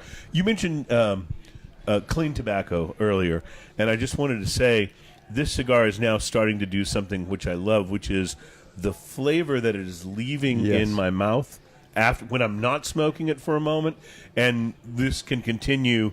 Like after the cigar is done, you still have that flavor in your mouth, but it's so pleasant. It's not that. It's not that sort of smoky, ashy sort of thing. It's the tang and the reminder of the flavors that you were getting in the cigar. This has just got wonderful complexity and reminds me that I don't smoke enough Tatuajes. This is good. Thank you. Yeah, and that's the idea behind clean tobacco is just tobacco that's been well aged and fermented. A lot of guys, unfortunately, they rush that tobacco. Because, like you're saying, they want to get up their production, meet demand. Right. So when they do that, of course, the tobacco is not well fermented. Yeah, and they just want to get them out before they have a deadline. This is I promised. Yes. I've seen, I don't know if you, the guy from Warped. Yeah, Kyle. I remember when he released those black honeys. It was about a year ago. I first tried it. Mm-hmm. And I was waiting for that cigar. And it got to the stores, and I got it from Forbes. I was like, it was a little bit rough because you could tell it was rushed. It was rushed. Yeah. I mean, Fuente has the best saying: "Don't rush the hands of time." Mm-hmm. I mean, if you just got to wait for perfection. And that's one of the reasons that, despite the amount of cigars that they produce, the consistency is really, really impressive. Yes. It really is. Yes. All right, we're going to take a break. When we come back in the next segment, I want to ask you where you think the best tobacco is being grown right now, and we'll talk about that. Plus, we're going to be trying Victory Brewing's Winter Cheers. It's an American pale wheat ale from Victory, which is another one of those craft breweries that I don't think we've ever had anything from them that we didn't absolutely love. Consistently excellent. Their products are always high quality. Yep. So. And still to come, the Backwoods Bastard Bourbon-Barrel aged Scotch Ale and the Antiqua Porteno 8-year aged rum from Colombia. We'll do those in the final segment as well. We're Smoking and Toasting live at Casa de Monte Cristo, and Tom Poehler is our guest, and we'll be right back. Awesome. Welcome back at Smoking and Toasting. It's show number 116. We are live at Casa de Monte Cristo in Houston, and we are brought to you by the fine folks and their excellent food, an amazing bar at B&B Butchers and Restaurant, 1814 Washington Ave in Houston, and in the shops at Clear Fork in Fort Worth. Smoking and Toasting is all about craft beer, fine spirits, hand-rolled cigars. We're talking about all three today, but it's a very cigar-centric show because our guest is Tom Poehler. Tom is involved with a number of great boutique brands, and we were just raising the question in the break of how you define boutique when it comes to a cigar company. Right. And you were starting to tell a story, and we said, no, wait, let's do this in a segment. Okay. Well, the story goes, back in 96, let me paraphrase first. My brothers hate this story. There you go. That's what I my need brothers to hear. hate when I tell this story. Back in 96, I had just finished a road trip down here with my dad, because I was just getting into business. We're selling Fuente and La Aurora, Miami Cigars, a bunch of different brands. And he decided to take a weekend trip with my mom to New Orleans. So, of course, I had to drive the car home and said, hey, go to College Station. There's a little liquor store out there that sells cigars, and I want you to go see him. So I went in to see this guy. And while I'm waiting to talk to the manager's walking around with some consumer and showing her all these wines. And while he's talking to her about these wines, he goes, well, this is a boutique wine. This boutique wine, yada, yada. And I kept listening to him talk to her. So when he was done, we went back to his office, and I said, hey, quick question. What is a boutique wine? He goes, well, it's something where it's very limited. They don't make a lot of it. It's a, small number batch. He goes, you use their best grapes. You know, they let it age longer. He goes, so, you know, that's pretty much what we call a boutique wine. So after I got to thinking about it, I thought, well, you know what? Some cigars could classify as a boutique cigar. Yeah. So I came up with the determination that anything under $500,000 in production in a brand, not company, but a brand, would be classified as a boutique cigar. Because if you think of let's say the boxes they make, they come with 25 cigars in a box. Right. So, you know, you divide 25 into, you know, $500,000. Then that would leave you with 20,000 boxes. And then you divide that by 10 months out of the year to be shipped. That leaves you with 2,000 boxes. And then you divide that by 10 territories. That leaves you only 200 boxes of territory. Yeah. So that's pretty much boutique. That's boutique, yeah. That's boutique. Now you get to other, and then my brother Jason started using micro boutique. You know, nobody was using that one then, and we started coming up with different, you know, classifications. But, you know, for me, like, you know, when I sat with Pete the first time, and Pete, you know, were talking about his production, I said, hey, Pete, I said, let's keep you boutique. And he goes, boutique? I go, yeah, let's keep it under $500,000. I said, let me ask you a question. How much money you need to be happy? Pete's like, man, I make enough money now. I don't need more money. I mean, and that's what I love about Pete and George Rico and so these are just down to earth, you know, just good guys. It's not about the money. It's about the love of the leaf and what they like doing. And they love meeting people and hanging out with everybody. They love to meet you guys and hang. You know, they're just great guys. So Pete was like, look, I don't need the money. I said, great. Then let's keep your cigars boutique. And he goes, what do you mean? I said, well, we'll increase the production up to $500,000 and then stop. You need more money? We take another brand, get it up to $500,000, stop. Take another brand, up to $500,000. There isn't any one of Pete's brands that he does over $500,000 production. So everything he does is boutique. Now he does 2.5, 3 million cigars, but he has 14 different lines. Right, exactly. Now, how long does it take to get a brand up to $500,000 in general? Assuming your product is awesome and right, you already have good again, representation. Well, just like you were saying, Cruz, right? Yeah. That, you know, the problem with a lot of these guys, they're not set up for it. They don't have the tobacco ready for it. I mean, because all these cigars we're smoking right now that I've been giving you guys, all this tobacco is aged a minimum 3 years.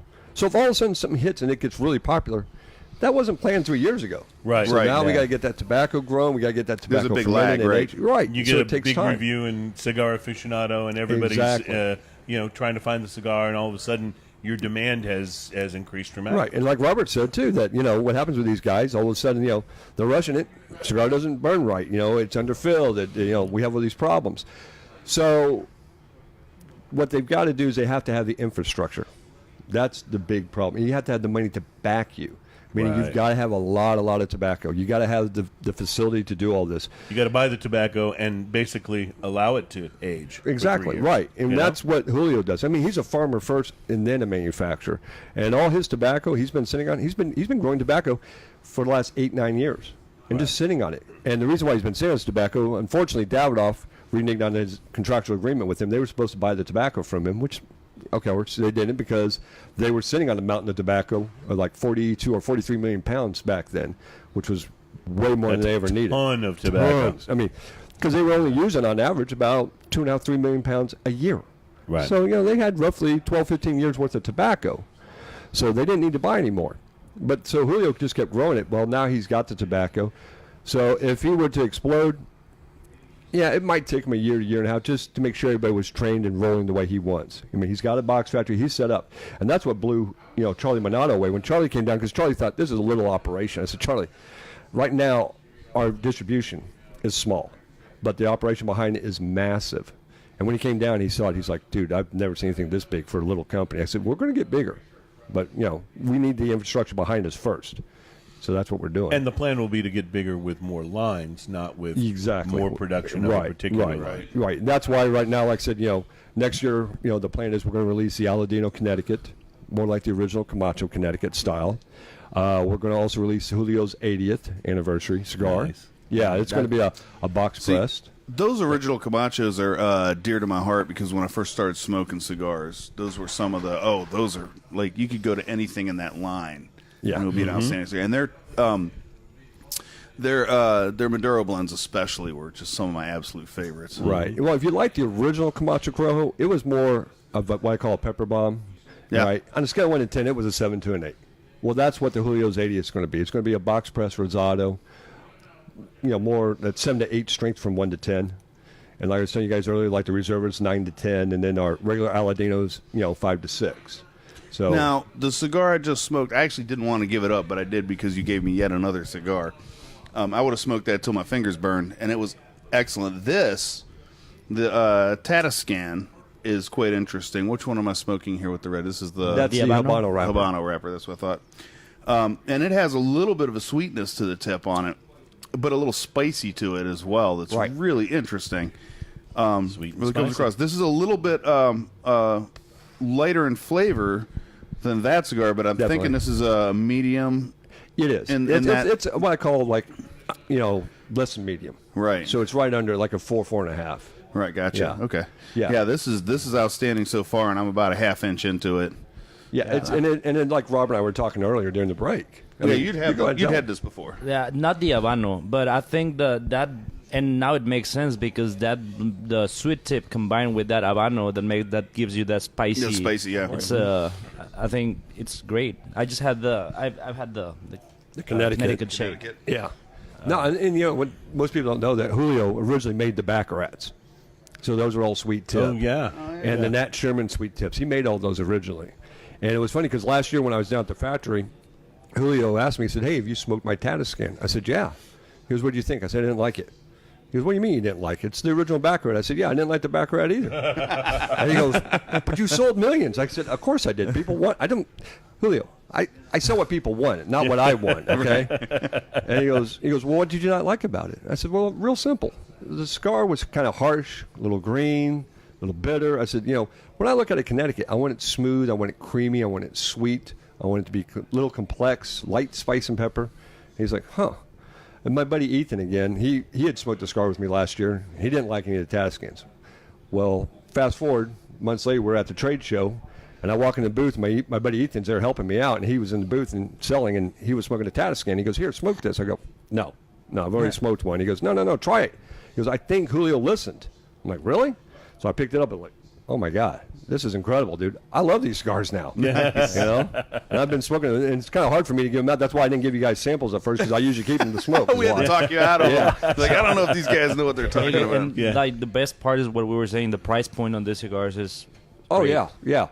What do these sell for in the shop? Well, they're going up in price January 1st. So currently, right now, they're $4.50 to like $7, but they're going to go up to $5 to $7.50. Nice. So like a Corona will be $5, your Robusto will be $5.50, the Toro will be $6. So that's what we're doing. that's And it's still a great price. Still a great price, yeah. Oh, I love that sound. While he's pouring the Victory Winter Cheers, outside of the people that you work with, who do you think is making great cigars in the industry right now? Or is there maybe a specific cigar or two that you really like? Well, when I look at that, I look at the factory. I mean, guys like Pete, he's a great blender. Mm-hmm. I mean, he doesn't have the factory. That's Pepin. And Pepin's doing a phenomenal job. Outside of Pepin and Julio, I really have a lot of respect for yes, please, I'll try a little of that. Paul Palmer and Eduardo Fernandez from Aganosa. They're coming a lot of stuff, like you're talking about the stuff for Kyle's made there. Yeah, he gets a lot. Casa Fernandez, I think that's who rolls all the. Yeah, he rolls all the warped stuff and everything. Yeah. I think they're doing a great job.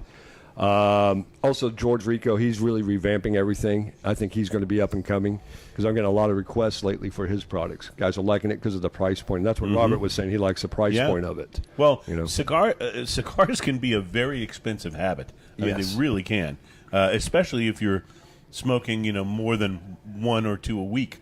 It starts to add up. Now, none of us are doing Rudy Giuliani numbers, right? But did you hear that story? No, what's that? In his divorce settlement, I think the amount for cigars, his monthly budget was something like 11,000. Ian, was that? Yeah, what it was some crazy. It was amount. some crazy number like that. I'll have to look the story back up. I wish I had that cigar budget. I love how smoky the cigar is. By the way, I'm blowing smoke rings with it. I love that big full smoke. Ian, talk to me a little about the Winter Cheer from Victory. Well, I haven't tried it yet because I have my mic in my hand, but I will talk while you nose this one. This is 6.7%. And on the thing, should I hold the tasting notes until after we try it? Well, sure. Let's see what you say about it. This is It's called Winter Cheers, and it's got a great little winter scene on the front. And The nose is phenomenal. Yeah, I will tell you, on the nose, it comes across much more like the wheat beer, which it is. It's a wheat pale ale. wheat. Not as much of, and again on the nose, not as much of maybe the winter spice as I might have expected. When you think winter spice and Christmas beers, you think those things that have a little more of that gingerbread and that to it. I'm not getting any of that again on the nose. It may be in the flavor. Because initially it feels almost like a Hefeweizen, like a German, and then right when you finish the after palate, that's when you get the. There's when the spices come in. Yes. I'm going to go ahead and give you my first impression of this. Okay. Fruitcake. And it says on the thing, it says dried fruit and spices. I'll go with that. There's apricot in there. There's like dried that sort of raisiny a little bit of that going on. Not like in a barrel aged type date raisin. It's a lighter, not like there. yellow raisin Exactly. sort of a flavor to it. But when I first poured it, I thought it was going to be a little overcarbonated as well, and it's not as it's it not doesn't in the drink. mouth. No. Yeah, it doesn't drink mouthfeel wise. It doesn't drink as carbonated as it looks. It's not as carbonated as the last one we had. It's got a nice creamy kind of mouthfeel to it, even though it actually looks thinner than it tastes. it's actually. What It's did you say? pretty 6.7. kind of straw yellow. It's pretty 6.7. Pretty sessionable for a 6.7. Yeah, Super crisp for like 6.7. It's like I feel like crisp. It almost feels like would be a summer beer rather than Right, a little bit, right? Yeah. And there's a lot of the banana in there though too on the tail end. Yeah, I'm getting orange. You getting orange? Yes. and some coriander there. Yeah, coriander. Yeah. It's really interesting. We are becoming that beer guy. You realize this? I will tell you this. Hipsters. This is No. this is way better. I think. I think I don't know if I'd like this as much drinking it straight out of the bottle. I think you may be right about that. I think because I want to have that on the nose. I want to have that full flavor kind of thing. Right. So I think this is one that needs to be in a glass. Whereas some beers are fine out of a bottle or out of a can.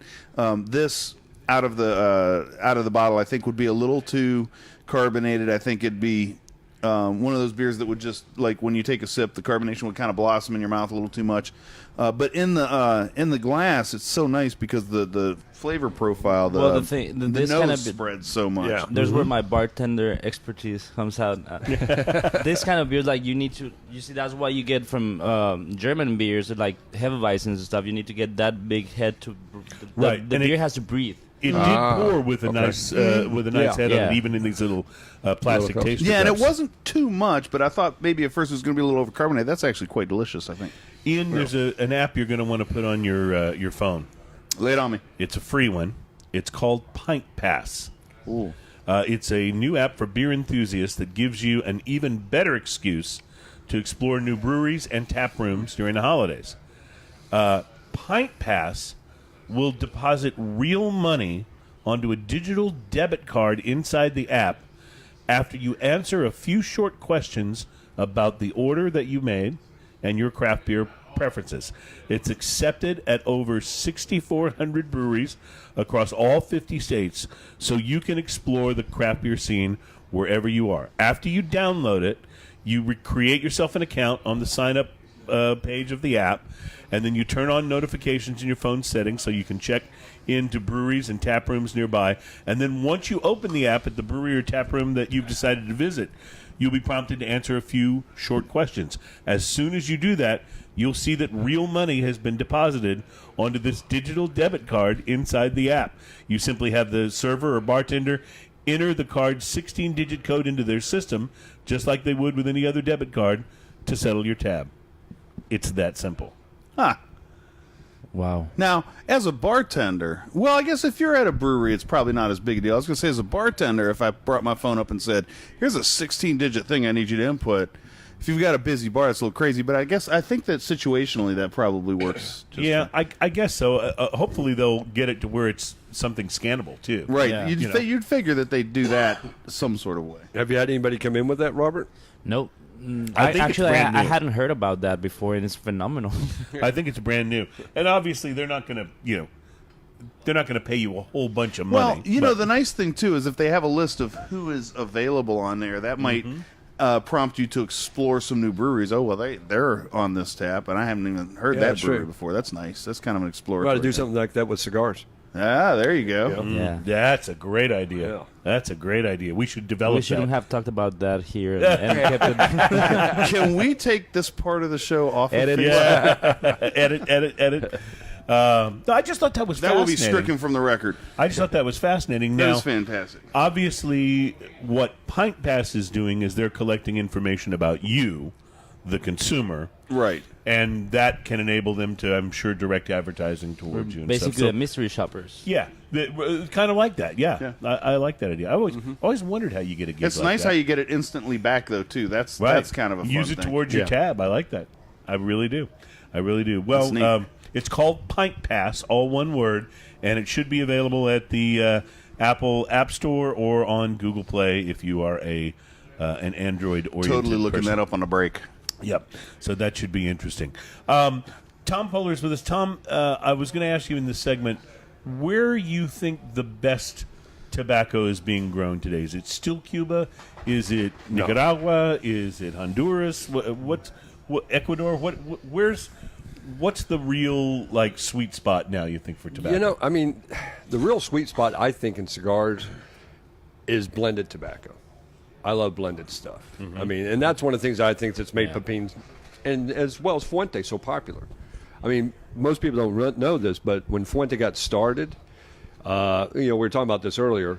You know, he got started because of Julio Aurora, again from JRE. Julio, back in the late 70s, early 80s, somehow he'll have to tell you the story, but somehow he befriended Carlos Fuente, Sr., and he was living in Tampa at the time. And on the weekends, Julio would go into his factory. He was a partner in Perfecto Garcia and would turn on the machines and roll him these short fill cigars and just gave him the cigars and said, here, go out and sell them. Just gave him the cigars. And that's how he built his money up. And as a result, if he had never done that, there would never have been a Fuente cigars. I'm so glad you told this story because you were telling me this before that's the fantastic. show started. It's such a great story. Yeah. So what did Fuente do? He went to Nicaragua first because he loved the tobacco in Nicaragua. Yeah. But he went there during the 80s when the Sandinistas were there. So he got burned out of Nicaragua. Next country he went to was Honduras. From there he got bombed. And the last place he ended up was Dominican. And there were times when he was afraid to leave his barns alone. He would go to sleep on the bales of tobacco. So gives you an idea that he saw, the interest, all the promise of these different tobaccos from different countries and different regions. And for years, he would never tell anybody that he was using Nicaraguan and Honduran tobaccos in his blends. He would just tell everybody, when you read Cigar Aficionado, Dominican filler, Dominican binder, Cameroon wrapper. That's it. You're like, okay. No, truth be known, they were doing a lot of Nicaraguan and Honduran tobaccos. A lot. Which is one of the reasons those cigars were as complex as they were. Exactly. Those, and that's, mixes, I think that's, mixes of tobacco. and that's what made his popularity. I mean, because you think about, the stars were lining up in the early 90s. I mean, you had guys like Fuente blending other tobaccos, because it used to be before that, when you smoked a Nicaraguan, it was all Nicaraguan. You smoked a Mexican, it was all Mexican. That was a cigar that put you on your ass. Okay? Right. You smoked a Dominican, it was all Dominican. Fuente was the first to start blending. And then what else came into the picture? Cigar Aficionado. And then it just got hot in Hollywood, and before you know it, man, the boom exploded. That's what started the boom. That's what started the boom. Yep.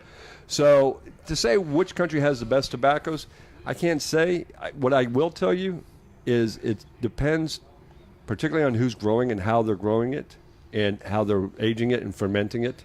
I know a lot of guys who buy tobacco that's a year old, and then they're rolling it. Some people think they're great because, they're strong. Well, they're harsh. They're still green. They're not There's aged. a difference, How much does the age of the plant play a role on the Huge. I mean, look, I probably shouldn't say this, but you look at some cigars, La Flor right now. Now, La Flor's definitely getting their game back on, but it used to be, 4 or 5 years ago, you bought a La Flor, and it was strong. Yeah. But you let that cigar sit on the shelf 6 months to a year, it got a lot milder because it was young tobacco. Now they're fixing that problem. Now they're not having that issue anymore. I remember the first La Flors that I smoked were very mild.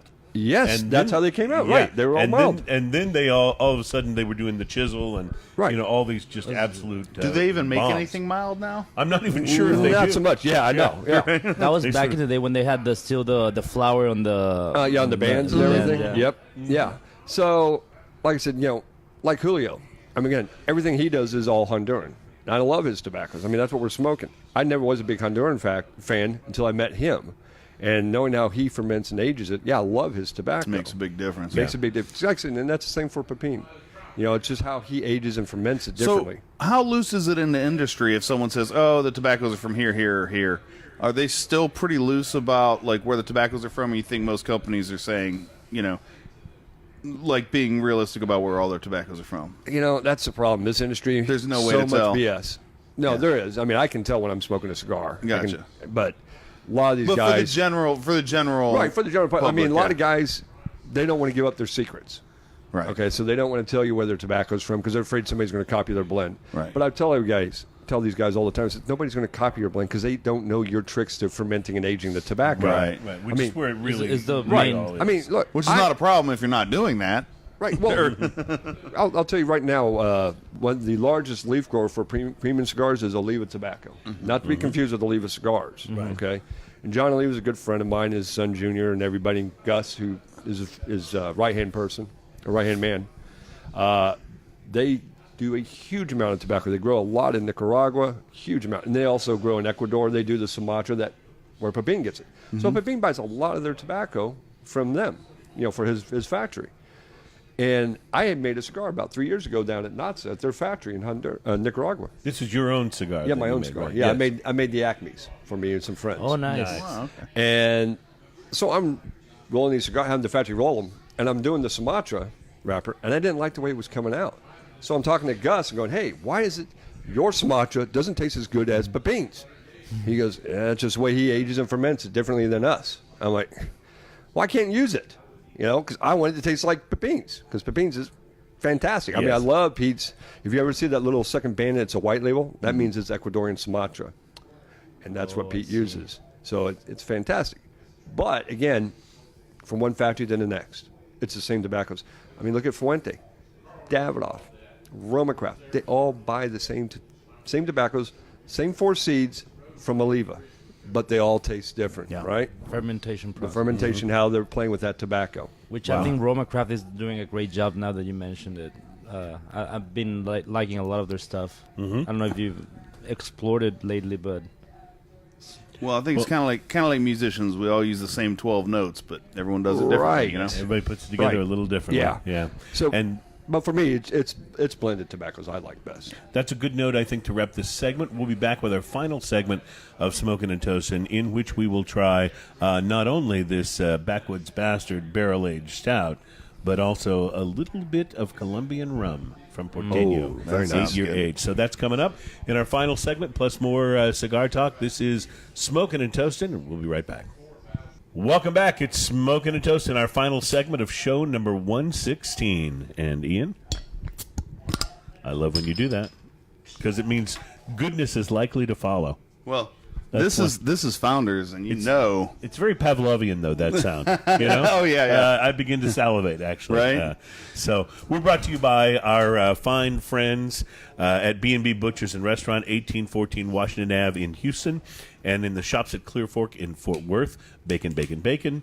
The Boysdale of Canary Wharf was the location for the esteemed Vina Carmen Cigar Smoker of the Year Awards Dinner 2018 on the 3rd of December. And Hollywood and silver screen star Chris Noth was awarded the ultimate recognition of the night, and he was announced as the Cigar Smoker of the Year 2018. For those of you who don't recognize his name, he was Mr. Big on Sex and the City. Your wife probably watches that show. And he's also was on Law & Order Criminal Intent as Mike Logan, if you're a fan of the Law & Order series. So, and he's done a number of other things as well. What I thought was interesting were the other nominees in the category. He won over Stephen Evans, Jeremy Irons, Lennox Lewis, Jeremy Piven, and Mickey Rourke. But he was named Cigar Smoker of the Year and the Lifetime Achievement Award. Who knew there was such a thing? Lifetime Achievement as cigar smokers. That's awesome. I have something to aspire to now. Jeremy Irons won the Lifetime Achievement Award at this thing. Past winners have included Kelsey Grammer, who was the Cigar Smoker of the Year for 2016. So congratulations to Chris Noth, and belatedly to Kelsey Grammer, who has been known to enjoy a fine cigar Yes, from yes. time to time. So, Ian, you have already graced us with the presence. Yeah, I accidentally poured a little more in my glass I than wonder how that everyone happened. else's. Yeah, you also used a bigger glass than everyone else I'm used. sorry. You've graced Totally- us with the presence totally of the Backwoods Bastard. This is a pretty interesting beer. You know, the Dirty Bastard is a mainstay of In my Founders. refrigerator. And in your refrigerator. I'm pleased to tell you, if you like this, that this has been announced as now a year-round brew. For I Founders. am a huge fan of Scotch ale. Or Yes, I know wee you- heavies. They're the same thing. Huge fan of it. I love the style. I love the malty bigness of it. I just love those big, full flavored styles. And I like the mouthfeel on them. They're thick. Like The caramel. that's a substantial They beer. have viscosity. Yes. And Dirty Bastard is one of the more fantastic ones out there. I mean, it's so good. Backwoods Bastard, I'm familiar with this. I've had this many times because I'm such a big fan of the Dirty Bastard. We also had the what was the one we had on a few It weeks was ago? dank, whatever it was. Well, we had the dank wood out, Yeah. but there was another bastard that we had on, didn't we? Yes. It was the Cousin of Bastard or It's something like that. I can't remember. I'll think of it in a little bit. But this is exactly what you would want it to be. This is barrel aged. It's thick. It's malty.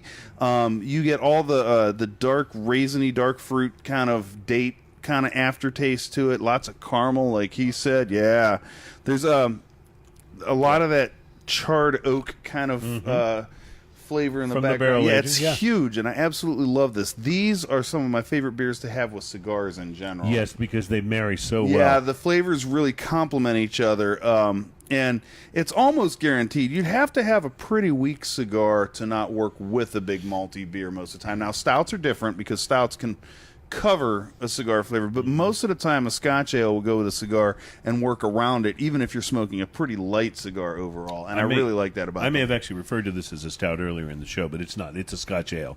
And I get this almost, and it's wonderful, this almost gritty cinnamon flavor on the tongue. On the like very- after, yeah, on the very after tail end of you've already kind of are done with the finish and you get this little just tiny bit of like sort of a sweeter cinnamon vibe to it. I absolutely love it. I think it's terrific. I was about to say, just reminds me of Raisin Bran, like Yeah. Raisin Bran. Yeah.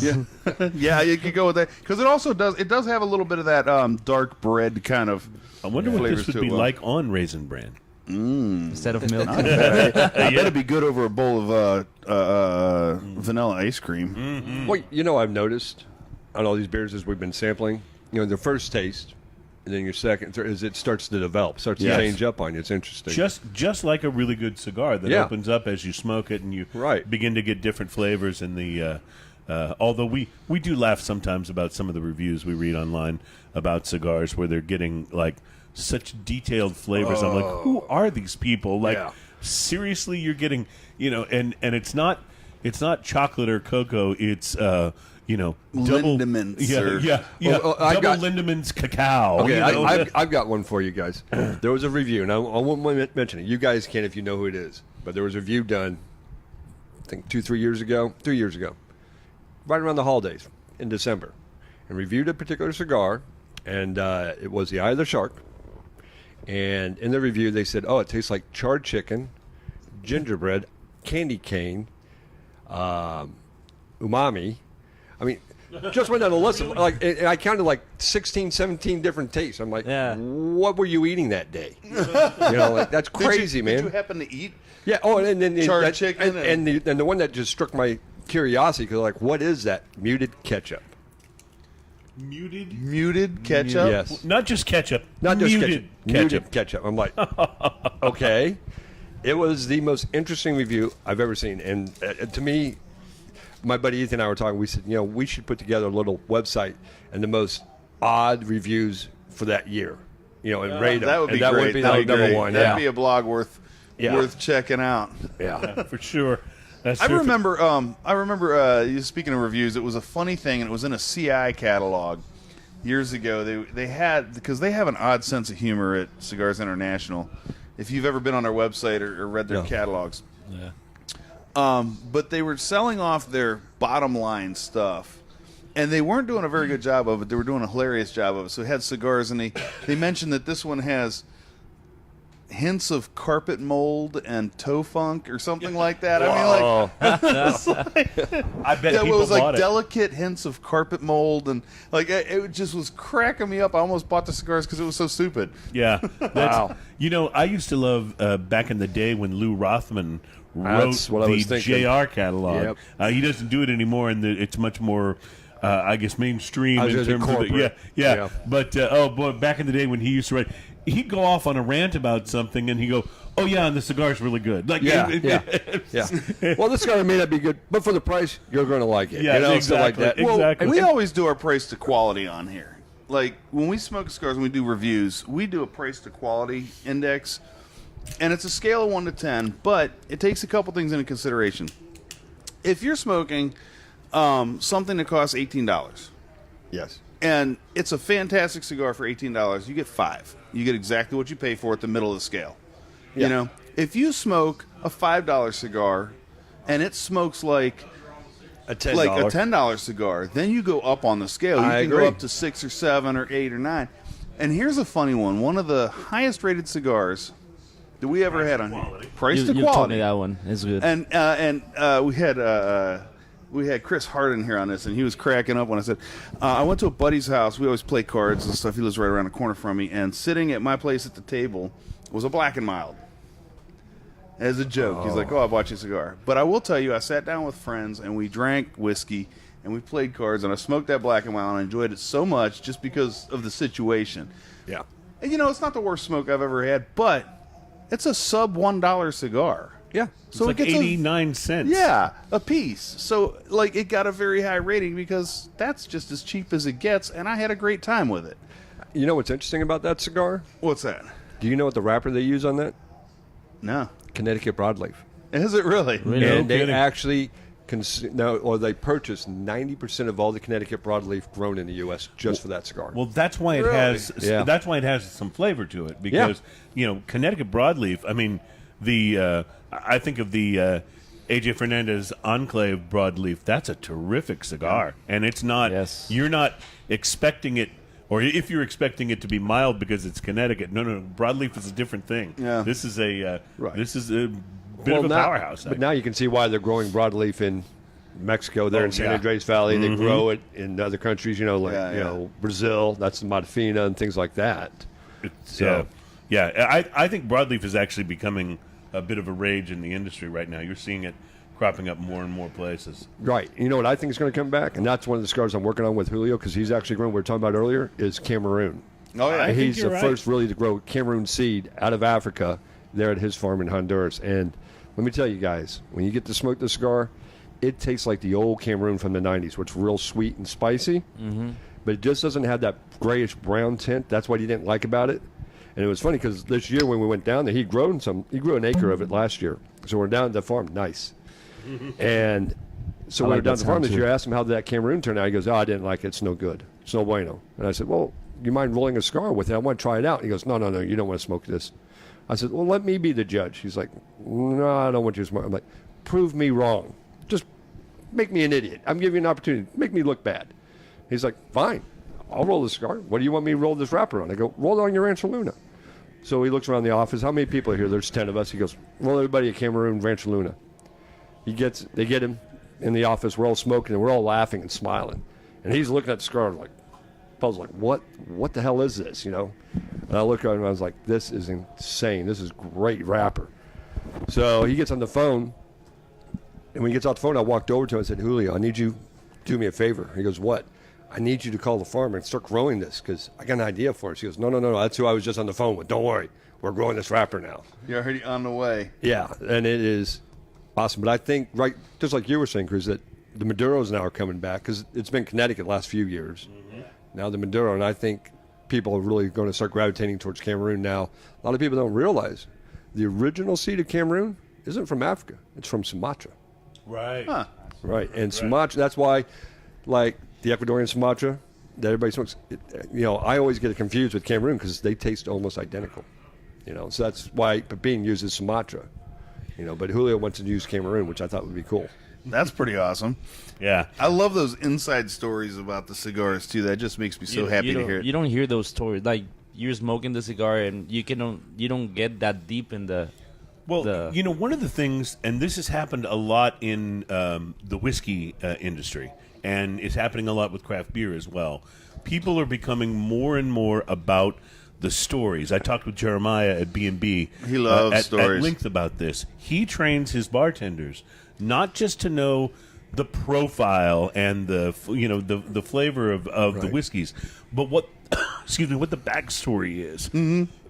You get a great backstory. You get a great backstory. It really can enhance your enjoyment of what you're drinking, and I love knowing that about cigars. And it's one thing, we don't get as much of that in the cigar industry. Yeah. Even if you buy the box, often there's just maybe a little bit of marketing. Sometimes absolutely none. Yeah. It's just very straightforward, and you're maybe looking at the band and trying to figure some things out about it. But I love knowing these stories. I think it's a big part of what can make the whole experience that much more enjoyable. Exactly. You get a personal connection. Absolutely. Yeah. And so, Smoking and Toasting, that's your place to find these cigar stories, right? We have guests like Tom. This is very different. Yes, it is. I as you guys can tell, this came from my bar at home, and there's this will not be my first time. You were experienced at this. This is Antiqua Porteno. It's imported from Colombia. This is their 8-year. They do a 12, and I want to say a 15 as well. So this is great. One of the younger ones of their age designated rums. But it is from Colombia, and we've talked a lot about rum on the show because I'm such a big rum fan, but how really the different regions that are distilling rum now are really kind of coming forth with their own, much the same as tobacco. There's sort of a certain profile for Nicaraguan tobacco and Ecuadorian tobacco and so on. And you're getting that whether it's, Jamaican rums have a certain sort character. of a flavor and character to them. I think they add their own character to the region. Yes, that's right. Yeah, absolutely. Colombian rums are not quite as plentiful on store shelves, but you can certainly find them. And this, I'm curious to know what you think, Ian. Well, this is interesting because, first thing I noticed, and I saw the 8 on the bottle, so you always expect your liquid to be generally, at 8 years old especially, a little bit, it's dark enough, maybe a little darker. But a little darker. Yeah. The other thing you expect a lot of times is to have a little thicker liquid, and even maybe a little oiliness to it when it's 8 years old. This has a much thinner mouthfeel than I was expecting, and the interesting thing about it is it has a much brighter flavor overall, profile. It's very bright. Than most Super rums do in general. That's right. Most rums have a lot of dark flavors, a lot of that molasses, a lot of the sugar cane, and those kind of things that can be very, very dark, dense flavors. This has a lot of the brighter flavors in it that I wasn't expecting. There's charcoal, there's banana, there's obviously the sugar cane in there. There's so many things going on, but it comes across as a much lighter feeling rum than a lot of the other ones. And I bet that not only does this drink well on its own like this, but I bet this blends amazing. Well, and that's one of the things that they suggest actually with the 8-year is they suggest using it in rum cocktails and stuff. Although they also point out that it's good for sipping just on its own. And I generally sip rums more often than I make cocktails with them. But the thing you have to remember about rum is if this is saying it's an 8-year rum, that almost all rums are blended. So this is a blend of different rums. So there may be rums of varying ages involved in here. 8 is the youngest one. The youngest one, right? Correct. But you can't call it an 8 if your youngest one is a 4. Right. Exactly. Yeah. So that's. But you can't call it a 16 if you have an 8-year-old rum and a 16-year-old. Even though there could be older rums in this blend, or it could all be 8 years or what have you. So there are some very, very good 8-year rums out there. There's some very good 3-year rums out there that may have blends in them of some other things that were aged even longer. Again, with rum, much like cigars, it's really all about the blend, and what they come up with to find the flavor profile. One of the things I like about this rum is that the heat is all on the finish. Yes, I was going to say that. So you don't get hit with a big sort of alcohol heat on the front of it, and I think this is a good rum for whiskey and bourbon drinkers Yep. Yeah. who are looking to try rums and ease into them, because this has some of the same characteristics as a really good bourbon does. Things that you will The oaky kind of finish to right, it. and things that you'll find in common as you sort of make the transition to trying a different spirit. It goes What did you think? really well. No, with it the is. It cigar. is great. So it has the great. So what you're looking for in a good spirit is not having those acetone, big acetone notes on the Right. And I don't get any of it. Like it's very smooth. I was just say, for all the heat that it has on the finish, it's extremely smooth. It doesn't burn your nose at all. You No. stick your whole face in there and it doesn't burn your nose even. Well, and I'll tell you what I don't like, guys. I mean, I became a big rum drinker actually when I was working with CAO. I was hanging out at Jono's one evening at his house, at his bar with him, and he pulled out some Florida cognac. He goes, "Here, you try this rum." I'm like, "I'm not a rum drinker." He goes, "Oh, no, try this." Like, it's always too sweet or it's too bitter, like the Bacardi, Yeah. right? So I took a drink. I was like, "Wow, this is great rum." And after that, I started really liking rums. But of course, still, I'm not a big fan of Zaya or Zacapa because they're just too sweet. That's not too sweet. It's like more like a Florida cognac where, yeah, it's got, like you said, like a bourbon or something, but it's also got the heat, but it's smooth, and you still get a little of that sweetness off it. And that's a great rum. I think it's pretty impressive, and as you can tell, it's seen no shortage of activity. I have a feeling that at one's going to House. find its way on my shelf. Hey, now, Super have you balanced. guys ever tried? Now, they don't make it anymore. And last time I bought a bottle was, 10, 12 years ago. Did you ever have the original Monte Cristo 12-year rum? No. I don't think I've had the 12-year. Wow. They this is when Alt did this, doing Monte Cristo cigars, Right. came out with their own rum. This thing was to die for. Wow. And it was a great rum. I don't know why they stopped doing it, but if you ever see a bottle and find something, grab it quick. that would be a No good doubt. gem to find. Yeah. Yeah. It has been a real pleasure, Tom, having you on the show.